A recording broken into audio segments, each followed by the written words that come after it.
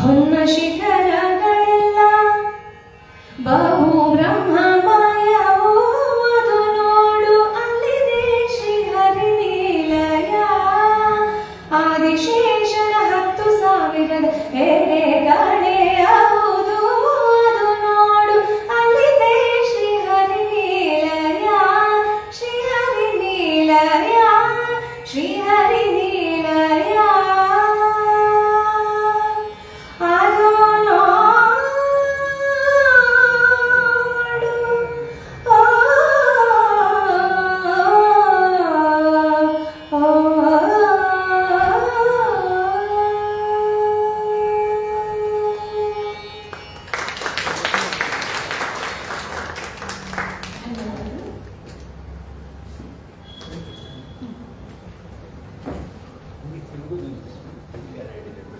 ಎಲ್ಲರೂ ಒಂದು ಜೋರಾದ ಚಪ್ಪಾಳೆ ಕೊಡಿ.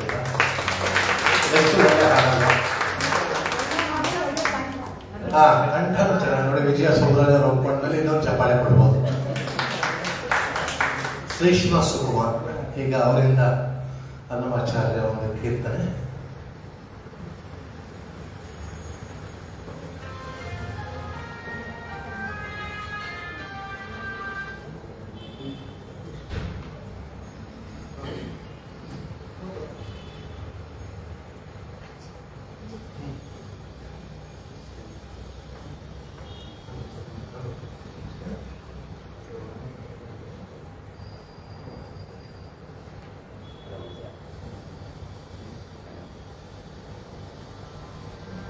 ಹರಿ ಓಂ. ಓಂ ಶ್ರೀ ಗುರುಭ್ಯೋ ನಮಃ.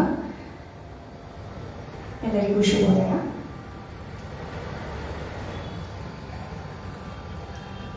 ಅನ್ನಮಾಚಾರ್ಯರ ಸಂಕೀರ್ತನೆ ನಿಗಮ ನಿಗಮಾಂತ ವರ್ಣಿತ ಮನೋಹರ ರೂಪ, ಅದನ್ನು ವಿಜಯ ಸುಬ್ರಾಜ್ ಅವರು ಅನುವಾದಿಸಿರುವ ಕನ್ನಡ ಸಾಹಿತ್ಯವನ್ನು ನಾನು ಹಾಡಲಿದ್ದೇನೆ.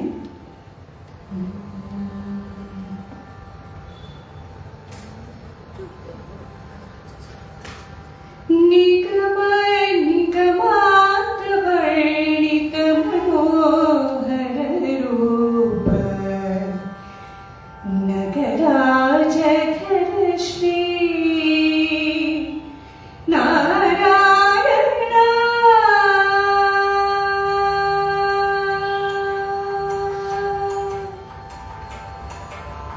ನಿಗಮ ನಿಗಮಾಂತ ವರ್ಣಿತ ಮನೋಹರ ರೂಪ ನಗರಾಜಧರ ಶ್ರೀ ನಾರಾಯಣ ನಾರಾಯಣ ಶ್ರೀಮನ್ನಾರಾಯಣ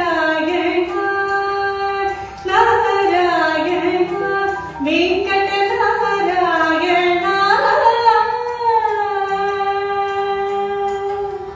ದಿವ್ಯ ವೈರಾಗ್ಯ ಸುಖಮನೀಯತೆ ಸಂಸಾರ ಬಂಧನವ ನೊಪ್ಪಿಕೊಳ್ಳುವಂತೆ ದೂಡಿದೆನ್ನನು ನಾರಾಯಣ ಇನ್ನಾದರೂ ಕೇಳಲುದೆ ನಿನಗೆ ಎನ್ನ ಮೊರೆಯೋ ದೂಡಿದೆನ್ನನು ನಾರಾಯಣ ಇನ್ನಾದರೂ ಕೇಳಲುದೆ ನಿನಗೆ ಎನ್ನ ಮೊರೆಯೋ ನಿಗಮ ನವನದಿ ಸಂಗಮಕ್ಕೆ ಸರಿ ನಿಗಮ ನಿಗಮಾಂತ ವರ್ಣಿತ ಮನೋಹರ ರೂಪ ನಗರಾಜಧರ ಶ್ರೀ ನಾರಾಯಣ ನಾರಾಯಣ ಶ್ರೀಮನ್ನಾರಾಯಣ ನಾರಾಯಣ ಲಕ್ಷ್ಮೀನಾರಾಯಣ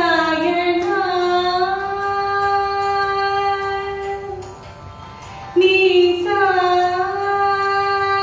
ಗಣ ಸಗ ಸಗ ಸಗ ಸಗ ಗನಿ ಸಗ ಮಗ ಸಗ ಮಗ ಸನಿ ದ ಸನಿ ಸದ ಸಗ ಮಗ ಮಗ ಮದನಿ ಗನಿ ಸ ಮಗ ಸನಿ ದ ಮಗ ಸ ಬಲಗೊಂಡ ಪೀಕಿ ಬಂಧನಗಳ ಬಿಡಿಸಲಿ ಭವಶದಿಯಲಿ ಇನ್ನಷ್ಟು ಮುಳುಗಲಿಟ್ಟೆ ದಿವಿಜೇಂದ್ರ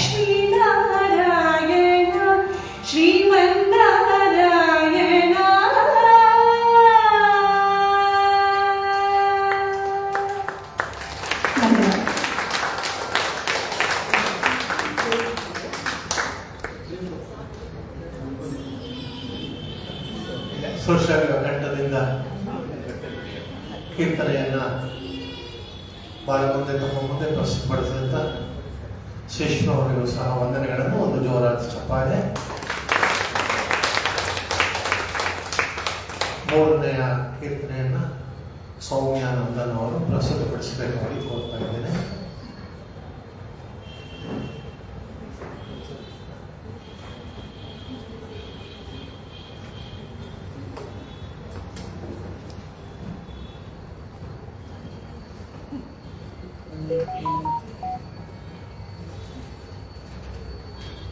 ಎಲ್ಲರಿಗೂ ಶುಭೋದಯ. ಅನ್ನಮಾಚಾರ್ಯರು ಬರೆದಿರುವಂಥ ಅನ್ನಿಟಿಗಿನಿದೆ ಪರಮೌಷಧವು ಹಾಡನ್ನು ನಾನೀಗ ನನ್ನದೇ ಆದ ಸ್ವಂತ ಸಂಗೀತ ಸಂಯೋಜನೆ, ರಾಗ ಸಂಯೋಜನೆ ಮಾಡ್ತಾ ಇದ್ದೀನಿ. ಇದು ಮಧುವಂತಿ ರಾಗದಲ್ಲಿ ಮಾಡಿದ್ದೀನಿ.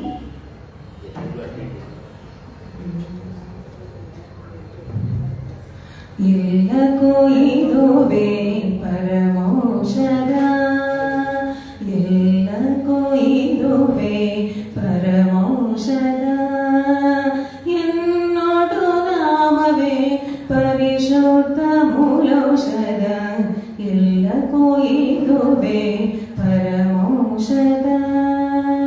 ಚಿತ್ತ ಶಾಂತಿಗೆ ಶ್ರೀಪತಿಯಂಬುದೇ, ಚಿತ್ತ ಶಾಂತಿಗೆ ಶ್ರೀಪತಿಯಂಬುದೇ ನಿಜದಿ ಔಷಧ, ದಿವ್ಯೌಷಧ, ನಿಜದಿ ಔಷಧ, ದಿವ್ಯೌಷಧ. ಸಕಲ ಬಂಧ ವಿಮೋಚನಕ್ಕೂ, ಸಕಲ ಬಂಧ ವಿಮೋಚನಕ್ಕೂ ಮದದಿ ಪಿತನ ಸಿದ್ಧೌಷಧ, ಮದನ ಪಿತನೆ ಸಿದ್ಧೌಷಧ, ಎಲ್ಲಕ್ಕೂ ಇರುವೆ ಪರಮೌಷಧ, ವೆನ್ನೊಡು ನಾಮವೇ ಪರಿಶುದ್ಧ ಮೂಲೌಷಧ, ಎಲ್ಲಕ್ಕೂ ಇರುವೆ ಪರಮೌಷಧ. ಪರಿ ಪರಿವಿಧದ ಭವರೋಗಕ್ಕೆಲ್ಲ, ಪರಿ ಪರಿವಿಧದ ಭವರೋಗಕ್ಕೆಲ್ಲ ಹರಿಪಾದ ತೀರ್ಥವೇ ನಿಜದೌಷಧ, ಹರಿಪಾದ ತೀರ್ಥವೇ ನಿಜದೌಷಧ. ದುರಿತ ಕರ್ಮಗಳ ಪರಿಹಾರಕ್ಕೆ, ದುರಿತ ಕರ್ಮಗಳ ಪರಿಹಾರಕ್ಕೆ ಮುರಹರನ ಪೂಜೆಯ ಮುಖ್ಯೌಷಧ, ಮುರಹರನ ಪೂಜೆಯ ಮುಖ್ಯೌಷಧ, ಎಲ್ಲಕ್ಕೂ ಇದುವೇ ಪರಮೌಷಧ, ವೆನ್ನೊಡು ನಾಮವೇ ಪರಿಶುದ್ಧ ಮೂಲೌಷಧ, ಎಲ್ಲಕ್ಕೂ ಇದುವೇ ಪರಮೌಷಧ. ಇಹ ಪರಕ್ಕೆಲ್ಲಕ್ಕೂ ಶ್ರೀಪತಿಯನು, ಇಹ ಪರಕ್ಕೆಲ್ಲನು ಶ್ರೀಪತಿಯನು, ಮುದದಿ ಕೊಂಡಾಡುವುದೊಂದೇ ಔಷಧವು, ಮುದದಿ ಕೊಂಡಾಡುವುದೊಂದೇ ಔಷಧವು. ಶ್ರೀಪತಿಗೆ ಶರಣಗಲು ಬಯಸುವುದೊಂದೇ, ಶ್ರೀಪತಿಗೆ ಶರಣಗಲು ಬಯಸುವುದೊಂದೇ, ನಮಗವುದು ನಿರತ ನಿತ್ಯೌಷಧ, ನಮಗವುದು ನಿರತ ನಿತ್ಯೌಷಧ, ಎಲ್ಲಕ್ಕೂ ಇದುವೇ ಪರಮೌಷಧ, ವೆನ್ನೊಡು ನಾಮವೇ ಪರಿಶುದ್ಧ ಮೂಲೌಷಧ, ಎಲ್ಲಕ್ಕೂ ಇದುವೇ ಪರಮೌಷಧ, ಪರಮೌಷಧ, ಪರಮೌಷಧ.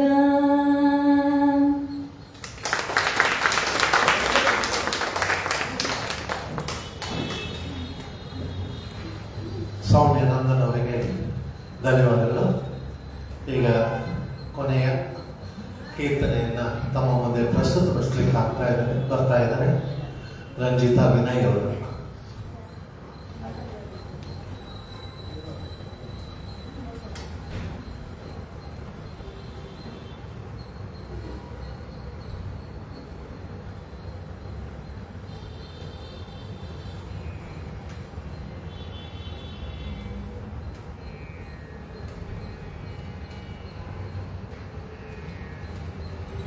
ನಮಸ್ತೆ. ಅನ್ನಮಯ ಕೃತಿಗಳಲ್ಲಿ ಕೊಂಡಲನು ನನ್ನ ಕೊಂಡ ಅನ್ನೋದನ್ನ ಕನ್ನಡದಲ್ಲಿ ರೂಪಾಂತರ ಮಾಡಿದ್ದಾರೆ. ಅದು ಗಿರಿಗಳಲ್ಲಿ ನೆಲೆಗೊಂಡ ಕೋಣೆ ವಿರಾಯ ಅದನ್ನು ಹಾಡ್ತಾರೆ. ಹಿಂದೋಳ ರಾಗ ಆದಿತಾಳ. ಗಿರಿಗಳಲ್ಲಿ ನೆಲೆಗೊಂಡ ಕೋನೇಟಿರಾಯನಿವನು, ಗಿರಿಗಳಲ್ಲಿ ನೆಲೆಗೊಂಡ ಕೋನೇಟಿರಾಯನಿವನು, ಗಿರಿಗಳಷ್ಟು ವರಗಳನ್ನು ನೀಡುವನಿವನು, ಗಿರಿಗಳಷ್ಟು ವರಗಳನ್ನು ನೀಡುವನಿವನು, ಗಿರಿಗಳಲ್ಲಿ ನೆಲೆಗೊಂಡ ಕೋನೇಟಿರಾಯನಿವನು.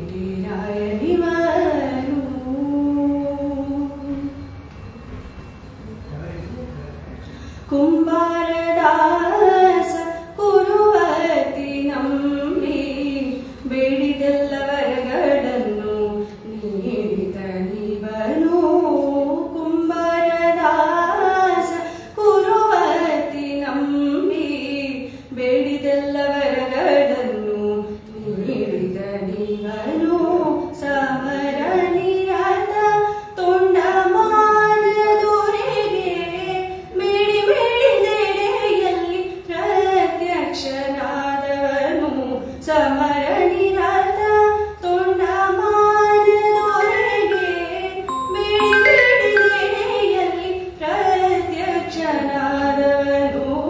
ಗಿರಿಗಳಲ್ಲಿ ನೆಲೆಗೊಂಡ ಕೋನೇಟಿರಾಯನಿವನು, ಗಿರಿಗಳಷ್ಟು ವರಗಳನ್ನು ನೀಡಿದ ನೀವನು, ಗಿರಿಗಳಲ್ಲಿ ನೆಲೆಗೊಂಡ ಕೋನೇಟಿರಾಯನಿವನು.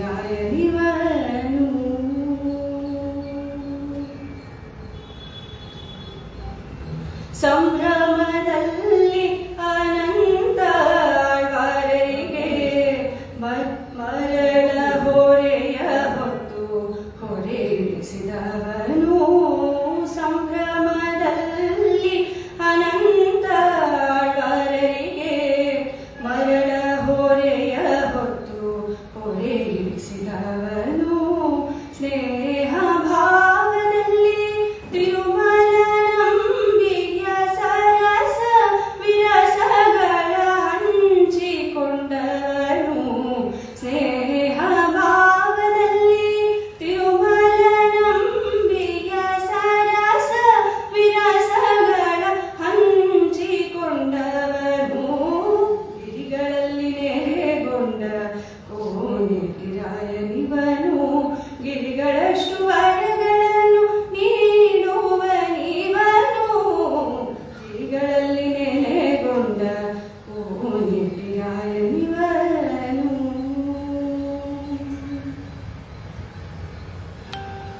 ಕಂಚಿಯಲ್ಲಿ ನೆಲೆಸಿದ ತಿರುಕಚಿ ನಂಬಿಗೆ ಕರುಣೆ ಹರಿಸುತ್ತ ಬಳಿಗೆ ಕರೆದುಕೊಂಡವನು, ಕಂಚಿಯಲ್ಲಿ ನೆಲೆಸಿದ ತಿರುಕಚಿ ನಂಬಿಗೆ ಕರುಣೆ ಹರಿಸುತ್ತ ಬಳಿಗೆ ಕರೆದುಕೊಂಡವನು, ವೆಂಕಟೇಶನ ಕರುಣೆ ಅಪಾರವಿರಲು ಪ್ರೀತಿಯಲ್ಲಿ ನಮ್ಮನ್ನು ಕಾಯುವನು, ವೆಂಕಟೇಶನ ಕರುಣೆ ಅಪಾರವಿರಲು ಪ್ರೀತಿಯಲ್ಲಿ ನಮ್ಮನ್ನು ಕಾಯುವನು, ಗಿರಿಗಳಲ್ಲಿ ನೆಲೆಗೊಂಡ ಕೋನೇಟಿರಾಯನಿವನು, ಗಿರಿಗಳಷ್ಟು ವರಗಳನ್ನು ನೀಡುವನಿವನು,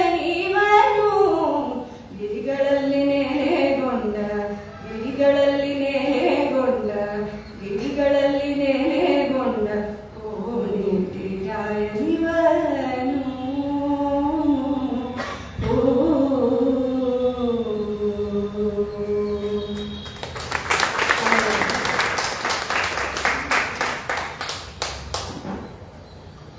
ನಾಲ್ಕು ಕೀರ್ತನೆಗಳ ರಚನೆ ಅದ್ಭುತವಾಗಿ ಕನ್ನಡಕ್ಕೆ ರೂಪಾಂತರವಾಗಿದೆ. ಹಾಡದವರು ಕೂಡ ನಿಜವಾಗಲೂ ಸುಶಕ್ತವಾಗಿ ಅವರದೇ ರಾಗ ಸಂಯೋಜನೆ ಮಾಡಿಕೊಂಡು ನಿಜವಾಗಲೂ ಸುಂದರವಾಗಿ ಪ್ರಸ್ತುತಪಡಿಸಿದ್ದಾರೆ.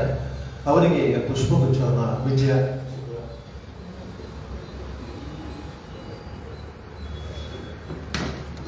ಮೂಲ ಸಾಹಿತ್ಯವನ್ನು ಕೊಟ್ಟಿರುವಂತಹ ವಿಜಯ ಸುಮರಾಜುರವರು ಇವತ್ತು ವೇದಿಕೆಗೆ ಬಂದು ಅವರಿಗೆ ಪುಷ್ಪಗುಚ್ಛ ಕೊಡಬೇಕಾಗತ್ತೆ. ಮತ್ತೆ KL ನಟರಾಜ್ ಅಧ್ಯಕ್ಷರು ಮತ್ತು ಗೌರವಾಧ್ಯಕ್ಷರು PAP ನಾಗರಾಜ್ ಅವರು ಸಹ ವೇದಿಕೆಗೆ ಬರಬೇಕಾಗಿ ಕೋರ್ತಾ ಇದ್ದೇನೆ.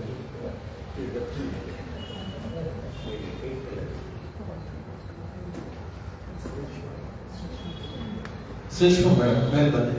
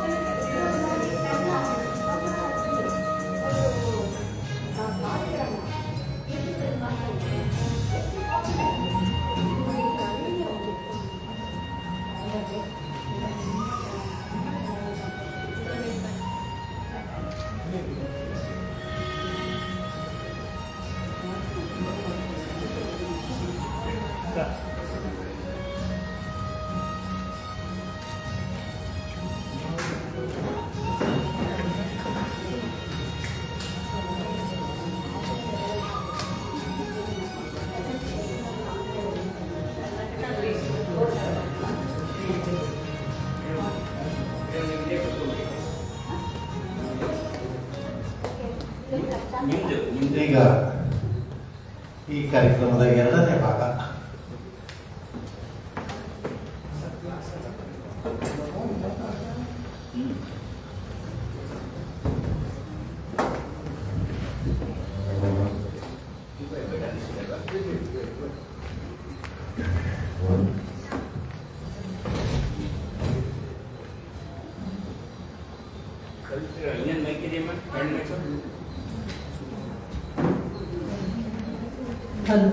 Hello check.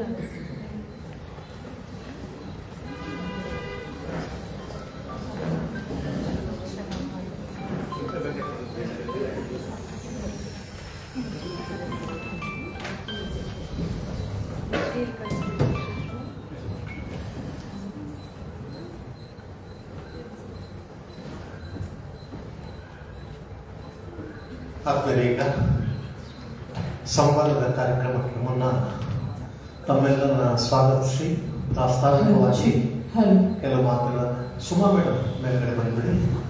ಸಂವಾದವನ್ನು ನಡೆಸೋದು ಅಷ್ಟೇ ಮುಖ್ಯ ಇವತ್ತು. ನಿಮ್ಮ ಪರಿಚಯಗಳನ್ನು ನಟರಾಜ್ ಅವರು ತಿಳಿಸ್ತಾರೆ. ಈಗ ಮೊದಲನೇ ಭಾಗದಲ್ಲಿ ಈಗ ಕೀರ್ತನೆಗಳನ್ನು ಕೇಳಿದ್ದೇವೆ. ಎರಡನೇ ಭಾಗದಲ್ಲಿ ಸಂವಾದ, ವಿಜಯ ಸುಬ್ಬರಾಜ್ ಅವರ ಬದುಕು, ಬರಹ, ಹಲವಾರು ವಿಚಾರಗಳನ್ನು ಇವತ್ತು ನಾವು ಇಲ್ಲಿಗೆ ಆಗಮಿಸಿದ್ದೇವೆ. ಅದರ ಭಾಗದಲ್ಲಿ ಸ್ವಾಗತ ಮತ್ತು ಪ್ರಾಸ್ತಾವಿಕವನ್ನು ಸಾಹಿತ್ಯ ಪರಿಷತ್ತಿನ ಅಧ್ಯಕ್ಷರಾದ KL ನಟರಾಜ್ ಅವರು ನೆರವೇರಿಸಿಕೊಡ್ಬೇಕು ಅಂತ ಕೋರ್ತಾ ಇದ್ದಾರೆ.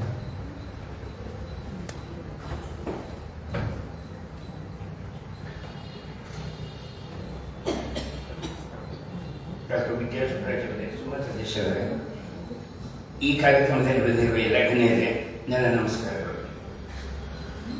ಕರ್ನಾಟಕ ಆದರ್ಶ ಸಾಹಿತ್ಯ ಪರಿಷತ್ತು ಪ್ರಾರಂಭವಾಗಿ ಕಳೆದ ಜುಲೈ 18 ವರ್ಷ ಕಂಪ್ಲೀಟ್ ಆಗಿ ಈಗ 19ನೇ ವರ್ಷ ನಡೀತಾ ಇದೆ. ಸಾಹಿತ್ಯ ಪರಿಷತ್ತು ಈ ಥರ ಒಂದು ಪರಿಕಲ್ಪನೆ ಮಾಡಿದಾಗ ಇಷ್ಟು ಮಟ್ಟಿಗೆ ಚೆನ್ನಾಗಾಗುತ್ತೆ ಅಂತ ನಾವು ಅಂದ್ಕೊಂಡಿರಲಿಲ್ಲ. ಏನಕ್ಕೆ ಚೆನ್ನಾಗಾಗುತ್ತೆ ಅಂದರೆ ಎಲ್ಲ ಸಾಹಿತ್ಯ ಆಸಕ್ತರು, ಸಂಗೀತ ಪ್ರೇಮಿಗಳು, ದಾನಿಗಳಿಂದ ಆಯಿತು. ಇದು ಎಲ್ಲರೂ ಸೇರಿ ಕಟ್ಟಿದ ಸಂಸ್ಥೆ ಇವತ್ತು ಕರ್ನಾಟಕದಲ್ಲಿ ಆದಿವೇಶ ಸಾಹಿತ್ಯ ಪರಿಷತ್ ಅಂದರೆ ಒಂದು ಒಳ್ಳೆಯ ಹೆಸರಿದೆ. ಒಂದು ತುಂಬ ಮುಖ್ಯವಾದ ಕಾರ್ಯಕ್ರಮಗಳನ್ನ ನಾವು ಮಾಡ್ಕೊಂಡು ಬಂದಿದ್ದೀವಿ. ಈ ಸಾಹಿತ್ಯದ ಒಂದು ಯಾನದಲ್ಲಿ ನಿಮಗೆಲ್ಲ ಗೊತ್ತಿದೆ, 2025 ಜನವರಿಯಲ್ಲಿ ಒಂದು ಮಹಿಳಾ ಸಾಹಿತ್ಯ ಸಮ್ಮೇಳನ ಮಾಡಿದ್ವಿ. ಮತ್ತು ಕವಿ ಕಾವ್ಯ ಕುಂಚ ಅಂತ ಒಂದು ಕಾರ್ಯಕ್ರಮ ಮಾಡಿದ್ವಿ. ಮೊನ್ನೆ ಮೇ 1, 7, 3 ಆರ್ಯವರ್ಷ ಸಮುದಾಯದ ಒಂದು ಚಿತ್ರ ಪ್ರದರ್ಶನ ಕಾರ್ಯಕ್ರಮ ವೆಂಕಟಪ್ಪ ಆರ್ಟ್ ಗ್ಯಾಲರಿ ಮಾಡಿದ್ವಿ. ಮೇ 1, 7, 3 ಅದು ಇದು ಒಂದು ಹೊಸ ಕಲ್ಪನೆ. ಈ ಥರ ಒಂದು ಅಂದರೆ ನಾವು ಸಾಹಿತ್ಯ ಪರಿಷತ್ ಅಂದರೆ ತೀರಾ ಸಾಹಿತ್ಯನೇ ಅಲ್ಲ, ಸಾಹಿತ್ಯದ ಜೊತೆಗೆ ಸಂಗೀತ, ಚಿತ್ರ, ನೃತ್ಯ, ವಿವಿಧ ಕಲೆಗಳು ಇರಬೇಕು ಅನ್ನೋ ಒಂದು ಕಲ್ಪನೆಯಲ್ಲಿ ವೆಂಕಟಪ್ಪ ಆರ್ಟ್ ಗ್ಯಾಲರಿ ಮಾಡಿದಾಗ ತುಂಬ ಒಂದು 35 ಜನ ಕಲಾವಿದರು ಭಾಗವಹಿಸಿದ್ರು. 3 ದಿವಸಕ್ಕೆ 2000ಕ್ಕಿಂತ ಹೆಚ್ಚು ಜನ ಭಾಗವಹಿಸಿದ್ರು. ಆ ಒಂದು ಕಾರ್ಯಕ್ರಮ ಅತ್ಯಂತ ಯಶಸ್ವಿಯಾಗಿದೆ. ಈ ಸಂವಾದ ಕಾರ್ಯಕ್ರಮ ನಾವು ಮಾಡಬೇಕು, ನಮ್ಮ ಹಿರಿಯ ಸಾಹಿತಿಗಳನ್ನೆಲ್ಲ ಜನಗಳ ಜೊತೆ ಪರಿಚಯ ಮಾಡಬೇಕು. ಅವರ ಜೀವನ, ಅವರ ಸಾಹಿತ್ಯದ ಲೋಕ, ಅವರ ಅನುಭವಗಳು, ಅವರ ಪುರಸ್ಕಾರಗಳು ಇತ್ಯಾದಿಗಳು ಎಲ್ಲರಿಗೂ ಮುಟ್ಟಬೇಕು ಅನ್ನೋ ಥರದಲ್ಲಿ ನಾವು ಸಂವಾದ ಕಾರ್ಯಕ್ರಮ ಮಾಡಬೇಕು ಅಂತ ಅಂದ್ಕೊಂಡಾಗ ಮೊದಲ ಬಾರಿಗೆ ಗುರುಮೂರ್ತಿ ಬೆಳಗೋದವರ ಒಂದು ಸಂವಾದ ಕಾರ್ಯಕ್ರಮ ಮಾಡಿದ್ವಿ. ಆನಂತರ ರಾಜಾ ಶೈಲೇಶ್ ಗುಪ್ತಾ ಇವತ್ತು ಬಂದಿದ್ದಾರೆ, ಅವಳದೊಂದು ಕಾರ್ಯಕ್ರಮ ಮಾಡಿದ್ದೀವಿ. ಮತ್ತು ತುಮಕೂರು ವಿಶ್ವವಿದ್ಯಾಲಯದ ವೈಸ್ ಚಾನ್ಸಲರ್ ಆದ ವೆಂಕಟೇಶ್ವರ ಅವ್ರದ್ದು ಮಾಡಿದ್ವಿ. ಇವತ್ತಿನ ದಿವಸ ಡಾಕ್ಟರ್ ವಿಜಯ ಸುಬ್ರಾಜ್ ಅವರು, ಅವ್ರ ಬಗ್ಗೆ ಹೆಚ್ಚಿಗೆ ಏನು ಹೇಳೋಕ್ಕೋಗಲ್ಲ, ಆಮೇಲೆ ಸಂವಾದದಲ್ಲಿ ಅದೇ ಬರುತ್ತೆ. MVS ಕಾಲೇಜಲ್ಲಿ 35ಕ್ಕೂ ಹೆಚ್ಚು ವರ್ಷ ಶಿಕ್ಷಕಿಯಾಗಿ ಸುದೀರ್ಘ ಅನುಭವ ಇರುವ 90ಕ್ಕೂ ಹೆಚ್ಚು ಪುಸ್ತಕಗಳು ಬರೆದಿರೋ ವಿಜಯ ಅವರು ನಮ್ಮ ಸಮುದಾಯದಲ್ಲಿ ಶ್ರೇಷ್ಠ ಸಾಹಿತಿ ಮೊದಲನೇ ಸ್ಥಾನದಲ್ಲಿ ನಿಂತರೆ ಅಂತ ಖಂಡಿತ ಹೇಳ್ಬೋದು. ಅವರು ಇವರ ಕಾರ್ಯಕ್ರಮದಲ್ಲಿ ಬಂದಿದ್ದಾರೆ, ಈ ಕಾರ್ಯಕ್ರಮ ನಡೆಸ್ಕೊಡ್ತಾ ಇದ್ದಾರೆ.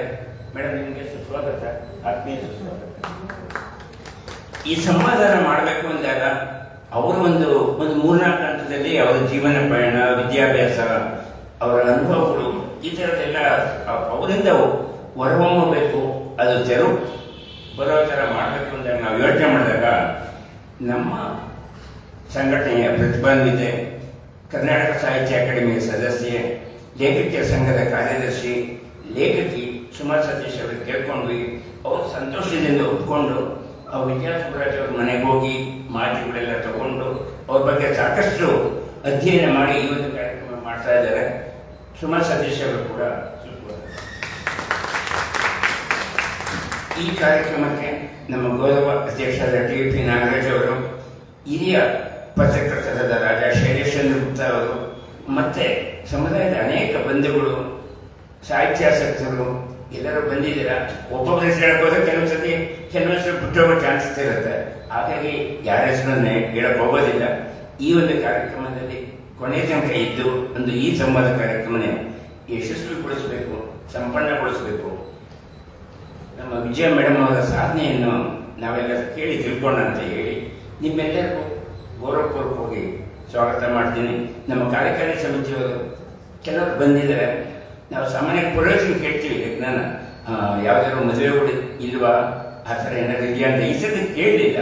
ಇವತ್ತು ದಿನ ಶುಭ ದಿನ, ತುಂಬ ಮದುವೆಗಳು ಅದು ಇದ್ದಾಗ ಸ್ವಲ್ಪ ಜನ ಕಡಿಮೆ ಆದರು. ಆದರೂ ಆಸಕ್ತಿ ಇರುವಂಥವ್ರು ಬಂದಿದ್ದಾರೆ.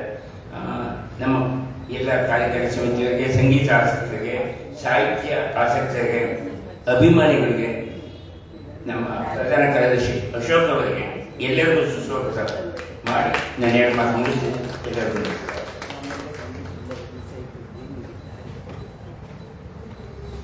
ಸ್ವಾಗತ ಮತ್ತು ಪ್ರಾಸ್ತಾವಿಕವನ್ನು ಅಚ್ಚುಕಟ್ಟಾಗಿ ಸಾಹಿತ್ಯ ಪರಿಷತ್ತಿನ ಕೆಲವು ಚಟುವಟಿಕೆಗಳನ್ನು ತಮ್ಮ ಮುಂದೆ ಪ್ರಸ್ತಾಪಿಸುತ್ತಾ ಅತ್ಯಂತ ಶೀಘ್ರವಾಗಿ ಎಲ್ಲವನ್ನ ಗಮನದಲ್ಲಿಟ್ಟುಕೊಂಡು ತಮ್ಮೆಲ್ಲರನ್ನು ಸ್ವಾಗತಿಸಿದಂತಹ ಅಧ್ಯಕ್ಷರಾದ KL ನಟರಾಜ್ ಅವರಿಗೆ ಧನ್ಯವಾದಗಳು. ಈಗ ನೇರವಾಗಿ ಸಂವಾದಕ್ಕೆ ಹೋಗೋಣ. ಈಗಾಗಲೇ ಸ್ವಲ್ಪ ತಡವಾಗಿದೆ. ಸಂವಾದದಲ್ಲಿ ಸುಮಾ ಸತೀಶ್ ಅವರು ಸಂವಾದವನ್ನು ನೆರವೇರಿಸಿಕೊಡ್ತಾರೆ. ಮತ್ತೆ ನಮ್ಮ ವಿಜಯ ಸುಬ್ರಾಜ್ ಅವರು ಒಬ್ಬ ಸಾಧಕಿಯಾಗಿ ಸಾಹಿತ್ಯ ಕ್ಷೇತ್ರದಲ್ಲಿ ಉತ್ತುಂಗ ಸ್ಥಾನದಲ್ಲಿರುವಂಥವರ ಬದುಕು ಬರಹದ ವಿಚಾರಗಳನ್ನು ಈಗ ನಾವು ಕೇಳಲಿಕ್ಕೆ ನಮ್ಮೆಲ್ಲರ ಕಿವಿಗಳನ್ನು ಈ ಕಡೆ ಕೊಡೋಣ ಅಂತ ಹೇಳ್ತಾ ಮುಂದಿನ ಸಂವಾದಕ್ಕೆ ಈಗ ಅಣಿಯಾಗಿರೋರಿಗೆ ವೇದಿಕೆಯನ್ನು ಅವಕಾಶ ಮಾಡಿಕೊಡ್ತಾ ಇದ್ದೇವೆ. ಧನ್ಯವಾದಗಳು. ಧನ್ಯವಾದಗಳು ಸರ್. ವಿಜಯ ಸುಬ್ರಾಜ್ ನಮ್ಮ ಸಮುದಾಯದ ಹೆಮ್ಮೆಯ ಸಾಹಿತಿ ಅಂತ ಹೇಳ್ಕೊಳ್ಳೋದಕ್ಕೆ ನನಗೆ ತುಂಬ ಖುಷಿಯಾಗುತ್ತೆ. ಅವರ ಸಾಹಿತ್ಯದ ಹರಹು ವಿಭಿನ್ನವಾದಂತಹ ನೆಲೆಗಳಲ್ಲಿ ಹರಡಿಕೊಂಡಿರುವಂಥದ್ದು. ಕತೆ, ಕವನ, ನಾಟಕ, ವಿಮರ್ಶೆ, ಸಂಶೋಧನೆ, ಮಕ್ಕಳ ಸಾಹಿತ್ಯ, ಆಕಾಶವಾಣಿ ಬರಹ, ಹೀಗೆ ಹಲವು ಕ್ಷೇತ್ರಗಳಲ್ಲಿ ಅವರು ಕೈಯಾಡಿಸಿದ್ದಾರೆ. ಜೊತೆಗೆ ಎಲ್ಲರಲ್ಲೂ ಸಹ ಯಶಸ್ಸನ್ನು ಪಡ್ಕೊಂಡಿದ್ದಾರೆ. ಅದು ಬಹಳ ಮುಖ್ಯ. ಈಗ ಅವರಿಗೆ ವಯಸ್ಸು 80, ಆದರೆ ಅವರ ಕೃತಿಗಳ ಸಂಖ್ಯೆ 100ಕ್ಕೂ ಹೆಚ್ಚು. ಅವರೇ ಹೇಳೋ ಥರ ಎಷ್ಟು ಅವರು ನೆನಪೇ ಇಟ್ಟಿಲ್ಲ, ಅಂದ್ರೆ ಎಲ್ಲೋ ಅವರು ಅದನ್ನು ದಾಖಲಿಸಿಲ್ಲ ಎಷ್ಟು ಕೃತಿಗಳಾಗಿದೆ ಅಂತ. ಹಾಗಾಗಿ 80 ವರ್ಷದಲ್ಲಿ 100ಕ್ಕೂ ಅಧಿಕವಾದಂತಹ ಮೌಲಿಕ ಕೃತಿಗಳನ್ನ ಕೊಟ್ಟಿದ್ದಾರೆ ಅಂತಂದ್ರೆ ಅದು ನಿಜಕ್ಕೂ ಹೆಮ್ಮೆಯ ವಿಷಯ. ಆದರೂ ಸಹ ದಣಿವರಿಯದ ಒಂದು ಬರಹ ಒಂದು, ಯಾಕೆಂತಂದ್ರೆ ಇವತ್ತಿಗೂ ಸಹ ಇನ್ನೂ ಅದು ನಿಂತಿಲ್ಲ. ಈಗ ಅವರ ಆತ್ಮಚರಿತೆ ಏನಿದೆ ಅದರ ನಿರೂಪಣೆಯಲ್ಲಿ ಅವರು ವ್ಯಸ್ತರಾಗಿದ್ದಾರೆ. ಅವರ ಲೇಖನಿಯನ್ನ ಗೌರವಿಸಿ ಬಂದಂತಹ ಪ್ರಶಸ್ತಿಗಳು ಸಹ ಸಾಲು ಸಾಲಾಗಿ ಬಂದಿದೆ. ಅದರಲ್ಲಿಯೂ ಸಹ ಕರ್ನಾಟಕ ಸಾಹಿತ್ಯ ಅಕಾಡೆಮಿಯ ಗೌರವ ಪ್ರಶಸ್ತಿ, ಕುವೆಂಪು ಭಾಷಾ ಭಾರತಿ ಗೌರವ ಪ್ರಶಸ್ತಿ, ಎಸ್ ವಿ ಪರಮೇಶ್ವರ ಭಟ್ಟ ಅವರ ಅನುವಾದ ಪ್ರಶಸ್ತಿ, ಕಾಸಾಪಾದ ದತ್ತಿ ಪ್ರಶಸ್ತಿಗಳು, ಹೀಗೆ ಸಾಲು ಸಾಲಾಗಿ ಬಂದಿರುವಂತಹದ್ದು. ಇಷ್ಟೆಲ್ಲ ಸಾಧಿಸಿದ ಸಾಧಕಿಯ ಜೊತೆ ಒಂದು ಸಂವಾದದ ಪಯಣ ಇದೆಯಲ್ಲ, ಅದು ನಿಜಕ್ಕೂ ಖುಷಿ ಕೊಡುವಂತಹದ್ದು. ಇಂತಹ ಒಂದು ಒಳ್ಳೆಯ ಕೆಲಸವನ್ನ ಕರ್ನಾಟಕ ಆರ್ಯವೈಶ್ಯ ಸಾಹಿತ್ಯ ಪರಿಷತ್ತು ಮಾಡ್ತಾ ಇದೆ. ಅದರಲ್ಲೂ ಅಧ್ಯಕ್ಷರಾದಂತಹ KN ನಟರಾಜ್ ಅವರು ಸದಾ ಇಂತಹ ಒಂದು ಉತ್ತಮವಾದಂತಹ ಆಲೋಚನೆಗಳ ಗುಂಗಿಳಿಸ್ಕೊಂಡೇ ಇರ್ತಾರೆ. ಹಾಗಾಗಿ ಇಂತಹ ಕಾರ್ಯಕ್ರಮಗಳು ರೂಪುಗೊಳ್ತಾನೆ ಹೋಗ್ತಾ ಇದೆ. ಮೊದಲಿಗೆ ನಾನು ಇಂತಹದ್ದೊಂದು ಸಾಧಕರ ಸಂವಾದ ಅನ್ನುವಂತಹ ಒಂದು ಪರಿಕಲ್ಪನೆ ಮಾಡಿದ್ದಕ್ಕಾಗಿ ಪರಿಷತ್ತು ಹಾಗೂ ಅದರ ಅಧ್ಯಕ್ಷರಾದ ನಟರಾಜ್ ಅವರನ್ನು ಅಭಿನಂದಿಸ್ತೇನೆ. ಜೊತೆಗೆ ಎಲ್ಲ ಕೆಲಸಗಳಲ್ಲೂ ಅವರಿಗೆ ಸಾಥ್ ಕೊಡುವಂತಹದ್ದು ನಮ್ಮ ಪ್ರಧಾನ ಕಾರ್ಯದರ್ಶಿಗಳಾದ ಅಶೋಕ್ ಅವರು, ಮತ್ತೆ ಎಲ್ಲ ಕಾರ್ಯಕಾರಿ ಸಮಿತಿಯ ಅವರು, ಮತ್ತೆ ನಮ್ಮ ಗೌರವಾಧ್ಯಕ್ಷರಂತ ಬಿಡಿ ಎಲ್ಲ ಕಾರ್ಯಗಳಲ್ಲಿಯೂ ಸಹ ಸದಾಕಾಲ ನೀವೇನಾದ್ರೂ ಮಾಡಿ ನನ್ನ ಜೊತೆ ಇದ್ದೇ ಇರ್ತೀನಿ ಅಂತ ಹೇಳ್ತಾರೆ. ಇದೆಲ್ಲ ಯಾಕಾಗಿ ಮಾಡ್ತಾ ಇದ್ದೇವೆ? ಏನೋ ಒಂದು ಹುಚ್ಚು ನಮ್ಗೆ, ನಮ್ಮ ಮುಂದಿನ ಪೀಳಿಗೆಗೆ ನಮ್ಮ ಸಮುದಾಯದಲ್ಲಿ ಇಂತಹ ಸಾಧಕರು ಇದ್ರು, ಇಷ್ಟೆಲ್ಲ ಸಾಧನೆಗಳನ್ನು ಮಾಡಿದ್ದಾರೆ, ಅದು ನಿಮಗೆ ಪ್ರೇರಕವಾಗಲಿ ಪೂರಕವಾಗಲಿ, ನಿಮಗೆ ಸ್ಫೂರ್ತಿ ತುಂಬಲಿ ಅನ್ನುವಂತಹ ಒಂದು ಭ್ರಮೆ. ಅದೆಷ್ಟು ಮಟ್ಟಿಗೆ ಯುವ ಪೀಳಿಗೆಯ ಮನಸ್ಸಿನಲ್ಲಿ ಇಳಿಯುತ್ತೋ ಇಲ್ವೋ ಗೊತ್ತಿಲ್ಲ. ಆದ್ರೆ ಇದು ಇಲ್ಲಿಗೆ ನಿಲ್ಲಬಾರದು, ನಮ್ಮ ಸಮುದಾಯದ ಸಾಧನೆಯ ಒಂದು ಪ್ರವರ ಮುಂದುವರಿಲಿ ಅನ್ನುವಂತಹ ಒಂದು ಆಶಯದಿಂದ ನಾವಂತೂ ಸತತವಾಗಿ ಕಾರ್ಯಕ್ರಮಗಳನ್ನ ಮಾಡ್ಕೊಂಡು ಬರ್ತಾ ಇದ್ದೀವಿ. ಮೇಡಮ್, ನಾನು ನಿಮ್ಮನ್ನ ಪ್ರಶ್ನೆ ಕೇಳೋ ಮುಂಚೆ ಕಾರ್ಲಿಯನ್ನ ಒಂದು ಮಾತನ್ನ ನೆನಪು ಮಾಡ್ಕೊಳ್ಳೋಕೆ ಇಷ್ಟಪಡ್ತೀನಿ. ಅವ್ನು ಹೇಳ್ತಾನೆ, ನರಕಕ್ಕಿಳಿಯದ ಹೊರತು ಯಾವ ಮರವು ಸ್ವರ್ಗವನ್ನ ತಾಕುವಂತೆ ಬೆಳೆಯಲಿಕ್ಕಾಗೋದಿಲ್ಲ ಅಂತ. ಬಹುಶಃ ನಿಮ್ಮ ಇಡೀ ಬದುಕು ಏನಿದೆ, ಆ ಇಡೀ ಬದುಕನ್ನ ನಾನು ಇದಕ್ಕೆ ಸಾಕ್ಷಿಯಾಗಿಸಿದಂತೆ ಈ ಮಾತನ್ನ ಹೇಳ್ತಾ ಇದ್ದೇನೆ. ನಿಮ್ಮ ಒಂದು ಇಡೀ ಬದುಕೆ ಹೋರಾಟದ ಬದುಕು. ಅಷ್ಟೊಂದು ನಂಜನ್ನ ನೀವು ಉಂಡಿದ್ದರಿಂದಲೇ ಇಷ್ಟರ ಮಟ್ಟಿಗಿನ ಸಾಧನೆ ಸಾಧ್ಯ ಆಯಿತು ಅನ್ನೋದು ನನ್ನ ಖಚಿತವಾದಂತಹ ನಿಲುವು. ಕೇವಲ 4ರ ವಯಸ್ಸಿನಲ್ಲಿ ಅಪ್ಪನನ್ನ ಕಳ್ಕೊಂಡ್ರಿ, ಅದ್ರ ಜೊತೆಗೆ ಒಂದು ಕೆಚ್ಚಿನ ಬದುಕು ನೀವು ರೂಪಿಸ್ಕೋಬೇಕಾಯ್ತು. ಮನೆಯಲ್ಲಿ ಒಂದು ಜವಾಬ್ದಾರಿಯನ್ನು ತಗೊಂಡಂತೆ ನೀವು ಸಂಸಾರದ ನೊಗವನ್ನು ಕೂಡ ಚಿಕ್ಕ ವಯಸ್ಸಿಗೆ ತಗೋಬೇಕಾಯ್ತು. ಆ ಚಿಕ್ಕಪೇಟೆಯ ಮಾರವಾಡಿಗಳ ನಡುವೆ ನಿಮ್ಮ ಬದುಕನ್ನ ಕಟ್ಟಿಕೊಂಡ್ರಿ. ಅಲ್ಲಿ ಹಿಂದಿಯನ್ನ ಕಲಿತದ್ದು, ಅವರಿಗೆ ನೀವು ಮನೆ ಪಾಠವನ್ನ ಮಾಡಿಕೊಟ್ಟದ್ದು, ಹಾಗೆ ಕಾಲೇಜು ಓದುತ್ತಾನೆ ಹೈಸ್ಕೂಲ್ನಲ್ಲಿ ಟೀಚರ್ ಆಗಿ ನೀವು ಬದುಕನ್ನ ರೂಪಿಸ್ಕೊಂಡ್ರಿ. ಸಂಕ್ಷಿಪ್ತವಾಗಿ ಈ ಯಾನವನ್ನ ಹೇಳೋದಕ್ಕೆ ಸಾಧ್ಯ ಆಗುತ್ತಾ? ನೋಡ್ತೀನಿ, ನಾನು ಸ್ವಲ್ಪ ಮಾತನಾಡ್ತೀನಿ, ತುಂಬ ಜಾಸ್ತಿ ಹೇಳಕ್ಕೆ ಹೋಗ್ತೀನಿ. ಆದರೆ ಇವತ್ತು ಮಾತ್ರ ನಿಮ್ಮನ್ನು ಓಡಾಡಿಸೋ ಉದ್ದೇಶ ಇಲ್ಲ. ಹಾಗಾಗಿ ಸಂಕ್ಷಿಪ್ತವಾಗಿ ಹೇಳ್ತೀನಿ. ನನಗೆ ನನ್ನ ತಂದೆ ಸಾವಿನ ನೆನಪು ಸಹ ಇಲ್ಲ, ಬೇರೆ ಏನು ನನಗೆ ನನ್ನ ತಾತನ ನೆನಪೂ ಇಲ್ಲ, ಯಾವುದೂ ಇಲ್ಲ ನನಗೆ. ನನ್ನ ತಾತ ಮೊಟ್ಟ ಮೊದಲ Indian station master, first Indian station master ಆಗಿದ್ದಂತೆ ನಮ್ಮ ತಾತ. ನಮಗೇನು ಗೊತ್ತಿಲ್ಲ, ಅವರ ಹಿರಿಯ ನಮ್ಮ ತಂದೆ ತಾಯಿಗಳ ಹಿರಿಯರ ಬಗ್ಗೆಯೂ ನಮ್ಗೆ ಗೊತ್ತಿಲ್ಲ, ಅವ್ರನ್ನ ಕಣ್ಣಾರೆ ನೋಡಿಯೋ ಇಲ್ಲ. ಅಂತ ದರಿದ್ರ ಬದುಕು ನಮ್ಮದಾಗಿತ್ತು. ಅಜ್ಜಿ ತಾತ ಅಂಥವರೆಲ್ಲ ನನಗೆ ಅನುಭವವೇ ಇಲ್ಲ. ಎಲ್ಲರೂ ಹೇಳ್ತಾರೆ ತಾತ ಮನೆಗೆ ಹೋಗ್ಬೇಕು, ಅಜ್ಜಿ ಮನೆಗೆ ಹೋಗ್ಬೇಕು, ಅಲ್ಲೋಗ್ಬೇಕು ಇಲ್ಲೋಗ್ಬೇಕು, ಯಾವುದೂ ಇಲ್ಲ. ಬರೀ ಹೊಟ್ಟೆ ಪಾಡಿನ ಆಲೋಚನೆ ಮಾತ್ರನೇ ನಮ್ಮದಾಗಿತ್ತು. ನಮ್ಮ ಚಿಕ್ಕಪ್ಪ ಗ್ರೇಟ್ ರಂಗ ಕಲಾವಿದರು, CT ಶೇಷಾಚಲಂ ಅಂತ ರಂಗ ಕಲಾವಿದರು. 10ನೇ ವಯಸ್ಸಿಗೆ ಗುಬ್ಬಿ ವೀರಣ್ಣ ಅವರ ಇದರಲ್ಲಿದ್ದ ಕಲಾವಿದರು ನಮ್ಮ ತಾತನನ್ನ ಮಾತಾಡಿಸ್ತಾ ಇರುವಾಗ ನಾವು ಗುಬ್ಬಿ ಕಂಪನಿ ಅಂತ ಹೇಳಿದ್ರಂತೆ.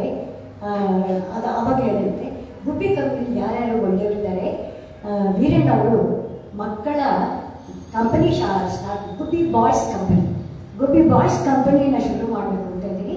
ಒಳ್ಳೆ ಕಂಠ ಇರುವಂಥವ್ರಿಗೆ ಯಾವುದಾದ್ರೂ ಒಂದು ಚಿಕ್ಕ ಹುಡುಗ ಬೇಕು ಅಂತ. ಆಗ ಇವರು ಯೋಚನೆ ಮಾಡಿದ್ರು, ಟ್ರೈನಲ್ಲಿ ಪ್ರವಾಸ ಮಾಡ್ತಾರೆ.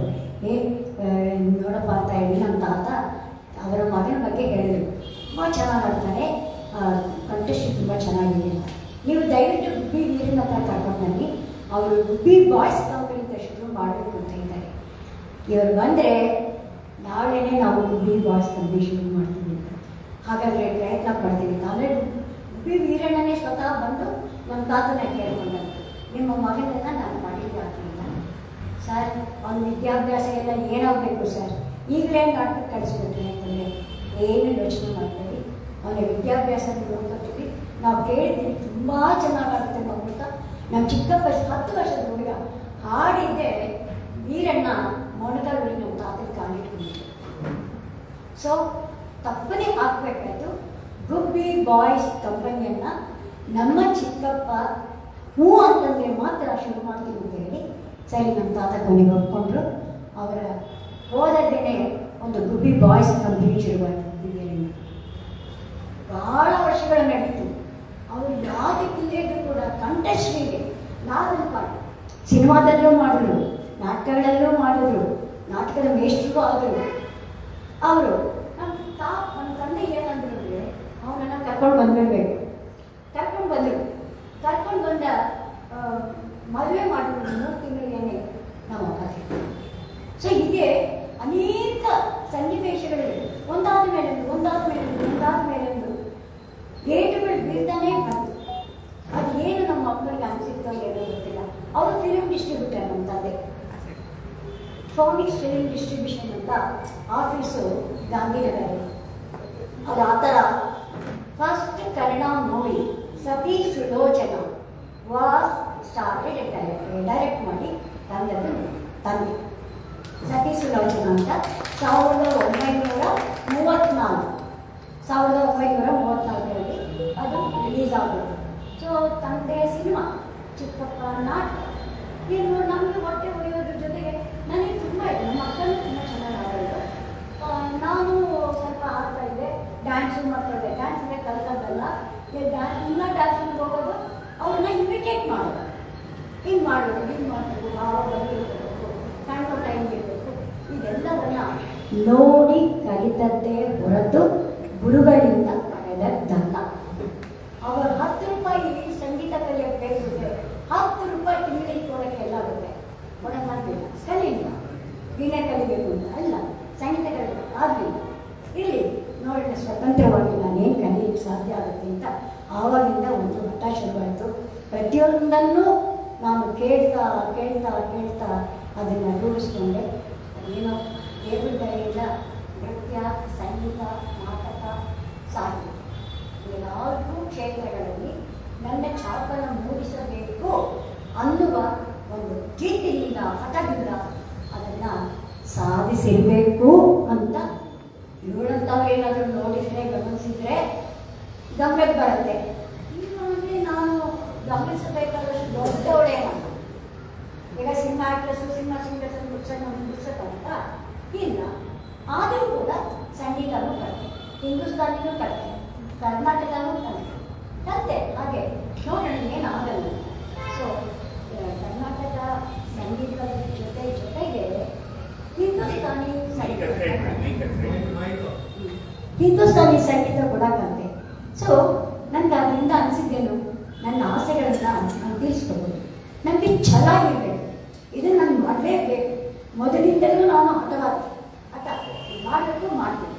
ಆ ಥರ ಆ ಹಠ ಇಟ್ಕೊಂಡು ಎಲ್ಲ ಕ್ಷೇತ್ರಗಳಲ್ಲೂ ಕೂಡ ಸಂಗೀತ, ಸಾಹಿತ್ಯ, ನೃತ್ಯ ಇದೆ. ಆಮೇಲೆ ಆಕಾಶವಾಣಿಯ ಕಾರ್ಯಕ್ರಮಗಳಲ್ಲಂತೂ ನಾನು ಹೇಳಿದ್ರೆ ನಿಮಗೆ ಆಶ್ಚರ್ಯ ಆಗ್ಬೋದು ಅಥವಾ ಅಸಂಭವ ಅಂತೆಲ್ಲ ಅನ್ನಿಸ್ಬೋದು. ಸುಮಾರು 100 ಕಾರ್ಯಕ್ರಮಗಳನ್ನು ಆಕಾಶವಾಣಿ ಮೂಲಕ ಮಾಡಿದೆ. 100 ಕಾರ್ಯಕ್ರಮ, 1 ಆಕ್ಟ್ ನಾಟಕಗಳನ್ನು ಆಕಾಶವಾಣಿ ಕೊಟ್ಟಿದ್ದೇನೆ. ಮತ್ತು ಹಿಂದಿ ಪಾಠ ಹೇಳ್ಕೊಡೋದನ್ನ ಆಕಾಶವಾಣಿಯಿಂದ ಮಾಡಿದ್ದೇನೆ.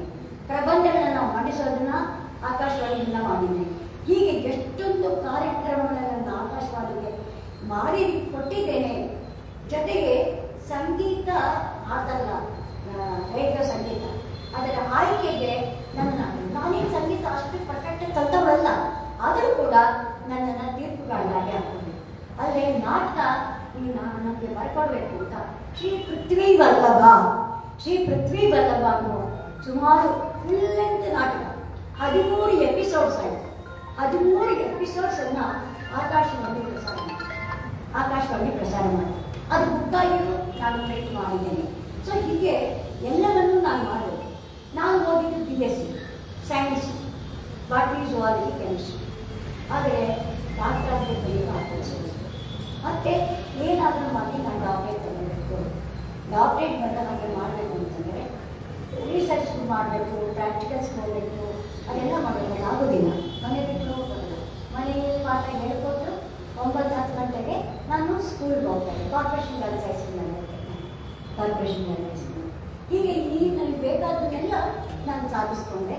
ಅಂತೂ ಆದರೆ ಈ ಪುರಸ್ಕಾರ ನೀಡೋರು ಕೂಡ ಆಗಾಗ ನನಗೆ ಸಿಕ್ಕಿಲ್ಲ ಅಂತ ಹೇಳಿಲ್ಲ. ಎಲ್ಲಿ ನಾನು ಮಾಡಿದ್ರು ಕೂಡ ನನಗೆ ಗೌರವ ಸಿಗ್ತಾ ಇತ್ತು. ಹಾಗಾಗಿ ಏನೋ ಎಲ್ಲ ಸಮುದಾಯಗಳನ್ನು ಮತ್ತು ಎಲ್ಲ ಪ್ರಕಾರದ ಕಲೆಗಳನ್ನು ನಾನು ರೂಢಿಸ್ಕೊಳ್ಳೋದಕ್ಕೆ ಪ್ರಯತ್ನ ಪಟ್ಟಿದ್ದೀನಿ. ಅದನ್ನು ಎಷ್ಟು ಸಾಧ್ಯ ಆಗುತ್ತೋ ಅಷ್ಟು ಮಾಡ್ತಾ ಇದ್ದೀನಿ. ಕಡೆಗೆ MES ಕಾಲೇಜಲ್ಲಿ ನನಗೆ ಕೆಲಸ ಸಿಕ್ತು. BSc ಮಾಡಿ MA ಮಾಡಿದಾಗ ನಮಗೆ ಐ ಆಮ್ ನಾಟ್ ಎಲಿಜಿಬಲ್. ನನಗೆ ಕನ್ನಡ MAಗೆ ಸೀಟ್ ಕೊಡಲ್ಲ. ಅದೇನು ಅದೃಷ್ಟವೋ ಆ ವರ್ಷ ರಿಲ್ಯಾಕ್ಸ್ ಮಾಡಿ ನನ್ನನ್ನು ಕನ್ನಡ MAಗೆ ತಗೊಂಡ್ರು. ಒಟ್ಟಾರೆ ನೀವು MA ಮಾಡ್ತಾ ಇರುವಾಗಲೇ ಹೈಸ್ಕೂಲಲ್ಲಿ ಪಾಠ ಮಾಡ್ತಾ ಹೈಸ್ಕೂಲಲ್ಲಿ ಹಿಂದಿ ಮೀಡಿಯಂ ಸ್ಕೂಲಲ್ಲೂ ಹಿಂದಿ ಪಾಠ ಮಾಡ್ತಾರೆ ಹೈಸ್ಕೂಲಲ್ಲಿ. ಆಮೇಲೆ ಬೇರೆ ಕಡೆ ಆಮೇಲೆ ಕಾರ್ಪೊರೇಷನ್ ಗರ್ಲ್ಸ್ ಹೈಸ್ಕೂಲು ನಾನು ಓದಿದ್ದು ಸ್ಕೂಲ್. MA ಸೇರಿದಾಗ ಅದು MA ಹಿಂದಿರಡೆ ಇತ್ತು. ಕಾರ್ಪೊರೇಷನ್ ಗರ್ಲ್ಸ್ ಹೈಸ್ಕೂಲ್ ಹಿಂಭಾಗದಿಂದ ಓಡಿದ್ರೆ ನಾನು MA ಕಾಲೇಜ್ ಸಿಗುತ್ತೆ. ನಿಮಗೆ ಮೊದಲ ಸಂಬಳ ಎಷ್ಟಿರುತ್ತೆ ಮೇಡಮ್? ಅದು ಎಷ್ಟು ಮಟ್ಟಿಗೆ ನಿಮ್ಮ ಕುಟುಂಬಕ್ಕೆ ನೆರವಾಯಿತು? ಅಲ್ಲ, ಟ್ಯೂಷನ್ ಕೊಡ್ತಿದ್ದೆ. ಅದು ಮತ್ತೆ ಈ ಥರ ಕೇಳ್ಕೊಂಡಾಗ ನನ್ನ ಇಬ್ಬರು ಟೀಚರ್ಸ್ ಇದ್ದರು, ಲಕ್ಷ್ಮೀಕಾಂತ್ ಅವರು ಮತ್ತು ರಮಣಿ ಅಂತ. ನಾನು ಹೋಗಿ ಹೇಳಿದೆ, ಮೇಡಮ್ ನನಗೆ ಎಲ್ಲರೂ ಕೆಲಸ ಕೊಡೋದು, ನಾನು MA ಮಾಡ್ತಾ ಇದ್ದೀನಿ ಅಂತ ಹೇಳಿದ ತಕ್ಷಣ ನೋಡೋಣ ಹೆಂಗೆ ಮಾಡೋಕ್ಕಾಗುತ್ತೆ, ನೀನು ಕನ್ನಡ MA ಮಾಡ್ತಾ ಇದ್ದೀನಿ, ಓದೋದು ಬೇಡವಾ, ನೀನು ಹೆಂಗೆ ಬರೋಕ್ಕಾಗುತ್ತೆ ಅಂಡ್ ನಮ್ಮಲ್ಲಿ ವೇಕೆನ್ಸಿ ಬೇರೆಯಿಲ್ಲ ಇರು, ನಾನು ಪ್ರಿನ್ಸಿಪಾಲಾಗಿ ಕೇಳ್ಕೊಂಡು ಬರ್ತೀನಿ ಅಂತ ಹೇಳ್ಬಿಟ್ಟು ಅವರು ಲಕ್ಷ್ಮೀಕಾಂತ್ ಅವರು ಮತ್ತು ವೆಂಕಟಲಕ್ಷ್ಮಿ ಅಂತ ಅವರಿಬ್ಬರಿಗೂ ನನ್ನ ಕಂಡ ತುಂಬ ಪ್ರೀತಿ. ಅದಕ್ಕೆ ಇಲ್ಲ ಮೇಡಮ್ ತುಂಬ ಬೇಕು ಮನೆಯಿಂದ ಪೋಷಿಸ್ಬೇಕು ನಾನು ಕಡಿಮೆ ಅಂತ ಪ್ರಿನ್ಸಿಪಾಲ್ ತಗೊಂಡು ಏನು ಮಾಡೋರು ಲೀವಲ್ಲಿದ್ದಾರೆ. ಆದ್ದರಿಂದ ಆ ಜಾಗದಲ್ಲಿ ನಿನ್ನನ್ನು ತಗೊಳ್ಳೋಕ್ಕಾದರೆ ನಾವು ತಗೊಳ್ತೀವಿ. ಓಕೆ ಮಿಸಸ್ ವಿಠಲರಾವ್ ಅಂತ ಕಾರ್ಪೊರೇಷನ್ ಗರ್ಲ್ಸ್ ಹೈಸ್ಕೂಲ್ನಲ್ಲಿ ಪ್ರಿನ್ಸಿಪಾಲ್ ಆಗಿದ್ರು. ಸರಿ ಅವ್ರು ಹುಡುಗಿ ಮಾಡೋ ಹೇಳಿದ್ರೆ ಕರೀತಾರೆ, ಹೋಗಿದ್ದಾರೆ ನನಗೆ ಅಂತ ಆಯ್ತಮ್ಮ ಕೊಡಿ ಹುಡುಗಿ ಅಂತ. ಬಾಟ್ನಿ ಝುವಾಲಜಿ ಅದೆಲ್ಲನೂ ನಾನು ಪ್ರಾಕ್ಟಿಕಲ್ ನಿಮ್ಗೆ ಕೊಡ್ತೀನಿ, 10 ಗಂಟೆಗೆ ನೀವು ಕಾಲೇಜ್ಗೆ ಹೋಗ್ಬೇಕಾ. ನನ್ನ ಟೀಚರ್ಸು ನನಗೆ ಸಹಕರಿಸಿದ್ರು. ಎಷ್ಟು ನನಗೆ ಸಹಕರಿಸಿದ್ರು ಅಂದರೆ, ನೀನು ಬೆಳಗ್ಗೆ ಬಂದುಬಿಟ್ಟು ಪ್ರಾಕ್ಟಿಕಲ್ ನಡೆಸ್ಕೊಡ್ತಾರೆ, ಆಮೇಲೆ ನೀನು ಕಾಲೇಜ್ಗೆ ಈ ಥರ ಎಲ್ಲನೂ ಕೂಡ ಮೇಂಟೈನ್ ಮಾಡ್ತಿದ್ದು ಅಂತಿತ್ತು ಮಾಡಿ. ಬರವಣಿಗೆ ನಾನು ಸುಮಾರು ಚಿಕ್ಕ ಹುಡುಗಿ 19 ವರ್ಷದ ಹುಡುಗಿ ಆಗಿದ್ದಾಗ ಮೇಡಮ್ ಅದು ಮುಂದೆ ಹೋಗೋಣ. ಹೀಗೆ ಏನು ಮಾಡಬೇಕು ಅಂತ ಅನ್ಕೊಂಡು ಅದನ್ನೆಲ್ಲ ಮಾಡಿಕೊಂಡೆ. ಬರವಣಿಗೆಯನ್ನು ಶುರು ಮಾಡಿದೆ. 10 ವರ್ಷದ ಹುಡುಗಿ ಆಗಿದ್ದಾಗ ಮೇಡಮ್ ಅದು ಮುಂದಿನ ಪ್ರಶ್ನೆಗಳಲ್ಲಿ ಹೋಗೋಣ. ಒಂದು ಹಂತವಾಗಿ ಈಗ ಭಾಷೆ ಕಲಿಯುವ ಹುಚ್ಚು ನಿಮಗೆ ಚಿಕ್ಕ ವಯಸ್ಸಿನಿಂದ, ಹಾಗಾಗಿ ಬಹುಭಾಷಾ ಪ್ರವೀಣೆ ಆಗೋದಕ್ಕೆ ಸಾಧ್ಯ ಆಯಿತು. ಅದರಲ್ಲೂ ಫ್ರೆಂಚ್ ಕಲ್ತ್ಕೊಂಡ್ರೆ ನೀವು, ಆ ಒಂದು ಸಂದರ್ಭ ನಂಗೆ ತುಂಬಾ ಖುಷಿ ಅನ್ನಿಸ್ತು ಮತ್ತೆ ಕುತೂಹಲಕಾರಿಯಾಗಿತ್ತು. ಫ್ರೆಂಚ್ ಭಾಷೆಯಲ್ಲಿ ಡಿಪ್ಲೊಮಾ ಮಾಡಕ್ ಹೋದ್ರಿ, ಆದ್ರೆ ನನಗೆ ಪರೀಕ್ಷೆನೇ ತಗೊಳ್ಳಲ್ಲ ಅಂತ ಒಂದು ಧಮಕಿ ಸಹ ಹಾಕಿದ್ರು ನೀವು ಆ ಘಟನೆಯಲ್ಲಿ. ಆದ್ರೂ ಸಹ ಮತ್ತೆ ಪರೀಕ್ಷೆ ತಗೊಂಡು ಮುಗಿಸಿದ್ರಿ, ಜೊತೆಗೆ ಫ್ರೆಂಚ್ ಮೇಡಮ್ ಅಂತ ಕೂಡ ಕಾಲೇಜಲ್ಲಿ ಅನ್ನಿಸ್ಕೊಂಡು ನಿಮ್ಗೆ ಸ್ಟೂಡೆಂಟ್ಸ್ ಸಹ ಸಿಗ್ತಾರೆ. ಸ್ಟೂಡೆಂಟ್ಸ್ ನಾನು ಬರೋರು ಈ ಒಂದು ಅನುಭವವನ್ನ ಒಂದಿಷ್ಟು ಹೇಳ್ಬೋದಾ? ಹಾಂ, ಏನಿಲ್ಲ, ನನಗೆ ಎಲ್ಲ ಭಾಷೆಗಳು ಕಲಿಬೇಕು ಅನ್ನೋ ಮೊದಲಿಂದ ನನಗೆ ಆಸೆ. ಹಿಂದಿ, ಕನ್ನಡ, ತೆಲುಗು ಅದೆಲ್ಲನೂ. ಆಮೇಲೆ ಇದಿದೆಯಲ್ಲ ಫ್ರೆಂಚ್ ಕಲಿತೆ. ಬಟ್ ಐ ಕ್ಯಾನ್ ರೀಡ್, ಇಂಗ್ಲೀಷೇ ಬಿಟ್ಟು ಐ ಕ್ಯಾನ್ ರೀಡ್, ಆದರೆ ಫ್ರೆಂಚ್ ಮಾತಾಡೋಕ್ಕೆ ಪ್ರಾಕ್ಟೀಸ್ ಇಲ್ಲ. ಸರಿ, ಒಂದು ಡಿಪ್ಲೊಮಾ ಮಾಡಿದೆ, ಹೋದೆ. ಆಮೇಲೆ ಯಾರೋ ಒಬ್ಬರು ಇಟಾಲಿಯನ್ ಬಂದಿದ್ರು, ನನ್ನ ನಿಲ್ಲಿಸ್ಬಿಟ್ಟು ಅವರು ರೆಕಾರ್ಡ್ ಹಾಕ್ಬಿಟ್ಟು ನೀ ಫ್ರೆಂಚ್ ಹೇಗೆ ಓದ್ತೀಯ ಅಂತ ಪರೀಕ್ಷೆ ಮಾಡಿದ್ರು. ಸ್ವಲ್ಪ ಆಕ್ಸೆಂಟ್ ನಮಗೆ ಬರಲ್ಲ, ಫ್ರೆಂಚ್ ಆಕ್ಸೆಂಟ್ ನಮಗೆ ಬರುತ್ತಾ ಅಂತ ನಕ್ಬಿಟ್ರು ಅವರು, ಸ್ಪ್ಯಾನಿಷ್ ಅಂತೆ. ಅದಕ್ಕೆ ನಾನು ತುಂಬ ಸಿಕ್ಕಿದ್ರು. What madam, you are laughing, you know how many students are teaching in the class? 200 students in a class are teaching. Please don't laugh ಅಂತ ಅದು ತರಾಟೆ ತಗೊಂಡು ಕೊನೆಗೆ ಡೈರೆಕ್ಟರ್ ಹತ್ರ ಹೋಗಿ ಜಗಳ ಮಾಡಿ, I don't want to come to your institute ಅಂತ. No no no, please don't mind, I will tell her, no telling, no listening, I don't want to come. Diploma ನಾನು ಹಾಗೆ ಪಾಸ್ ಮಾಡಿದೆ. ಡಿಪ್ಲೊಮಾ ಒಂದು ಫ್ರೆಂಚಲ್ಲಿ ಆಯಿತು. ಆಮೇಲೆ ಹಿಂದಿ ಸಾಹಿತ್ಯ ರತ್ನ ಮಾಡಿದೆ, ಇಂಗ್ಲೀಷ್ MA ಮಾಡಿದೆ. ಸೊ ಹೀಗೆ ಏನೇನು ಭಾಷೆಗಳು ಸಾಧ್ಯನೋ ಅದನ್ನೆಲ್ಲ ನಾನು ಮಾಡಿದೆ. ನಾನು ತುಂಬ ಹೈಟಲ್ಲಿದ್ದೀನಿ ಅಥವಾ ಮೇಲ್ಮೆತ್ತರಕ್ಕಿದ್ದೀನಿ ಅಂತ ನಾನು ಹೇಳ್ತೇನೆ. ಏನೋ ಇದ್ದಿದ್ರಲ್ಲಿ ತಿಳಿದಷ್ಟನ್ನು ನಾನು ಕಲಿತು ಅದನ್ನು ಬೇರೆಯವರಿಗೆ ಸಂವಹನ ಮಾಡ್ತೀನಿ. ಸೊ ಇನ್ನು ನನ್ನ ಬಗ್ಗೆ ಹೇಳ್ತಾ ಹೋದರೆ ಬರೋರಿಗೆ ನೋಟ್ಸ್ಗಳು ಯಾವ ಕಡೆ ಹಿಂಗೆ ಇದು ಅದೆಲ್ಲ ನಿಮಗೆ ನಾಳೆನೂ ಊಟ ಸಾಧ್ಯ ಆಗಲ್ಲ. ಅದಕ್ಕಾಗಿ ಅಂದರೆ ನಾನು ತುಂಬ ಕಷ್ಟಪಟ್ಟೆ. ನಾವು ಮಾಡಬೇಕು ಅನ್ನೋದನ್ನು ಅಷ್ಟನ್ನು ಮಾತ್ರ ಹೇಳಿದೆ. MBS ಕಾಲೇಜಲ್ಲಿ ನಾನು ಮುಗಿಸ್ತಾ ಇದ್ದಂಗೆ ನನಗೆ ಅಲ್ಲಿ ಕೆಲಸ ಸಿಕ್ತು. MPH ಶಾಸ್ತ್ರಿ ನನ್ನನ್ನು ಇಂಟರ್ವ್ಯೂ ಮಾಡಿ ತುಂಬ ಮೆಚ್ಚಿದ ವಿಷಯ. GS ಶಿವರುದ್ರಮ್ಮವರು ಅವ್ರು ಹೇಳಿದ್ರು, she is a very good guy, ನೀವು ದಯವಿಟ್ಟು ತಗೋಬೋದು ಅಂತ. ಸರಿ, ಚಿದಾನಂದಮೂರ್ತಿ ಹೇಳಿದ್ರು, ಎಲ್ಲನೂ ಹೇಳಿದ್ರು. ಆಮೇಲೆ ಕವಿ ರಾಜಗೋಪಾಲು ಅದೇ ಕಾಲೇಜಲ್ಲಿದ್ದರು. ಅವರಿಗೆ ನನ್ನ ಬಗ್ಗೆ ನಾಟಕ ಗಿಟಕ ಎಲ್ಲ ಗೊತ್ತು. ಅದೆಲ್ಲ ಗೊತ್ತಿದ್ದರಿಂದ ಸರಿ ಅಂತ ಕೊನೆಗೆ ಸರಿ ಏನಮ್ಮ ಇನ್ನೇನಾದರೂ ಕೇಳಬೇಕಾ ಸರ್ ಅಂತ ನಮ್ಮ GSS ಕವಿಮೂರಲ್ಲಿ ಏನು ಬೇಡ, ಸರಿ ಕೂತ್ಕೊಂಡು ಏನು ಅಂತಂದ್ರು. ಹೋದ್ಮೇಲೆ ಕ್ಲಾಸ್ ಹೋಗಿ. ಸೊ ಎಲ್ಲ ಪ್ರತಿಕೂಲಗಳ ನಡುವೆನೂ ಕೂಡ ಹಾಗೆ ಪಾಸಿಟಿವ್ ಅಂಶಗಳು ನಿಮ್ಮ ಬದುಕನ್ನ ಇಷ್ಟರ ಮಟ್ಟಿಗೆ ನಿಮ್ಮ ಸಾಧನೆಯ ಹಾದಿಯಲ್ಲಿ ಕೈ ಜೋಡಿಸಿದ್ರು ನಿಮ್ಮ ಜೊತೆಯಲ್ಲಿ ಅಂತ ಹೇಳಕ್ ಇಷ್ಟಪಡ್ತೀನಿ. ಎಲ್ಲ ಪ್ರತಿಕೂಲಗಳ ನಡುವೆ ಸ್ಥಿರವಾಗಿ ನಿಂತಿದ್ದೆ ನಾನು ಓಕ್ ಮರದ ಹಾಗೆ. ಇದನ್ನು ಯಾಕೆ ಹೇಳ್ತಾ ಇದ್ದೀನಿ ಅಂದ್ರೆ, ನಿಮಗೆ ಚಿಕ್ಕ ವಯಸ್ಸಿನಿಂದಲೂ ಆರೋಗ್ಯದ ಸಮಸ್ಯೆ ಹುಟ್ಟಿನಿಂದಲೇ ನಿಮಗೆ ಆರಂಭವಾದದ್ದು. ಎಷ್ಟೋ ಸಲ ಸಾವಿನ ಮನೆಗೂ ಹೋಗಿ ನೀವು ವಾಪಸ್ ಬಂದಂಥವ್ರು.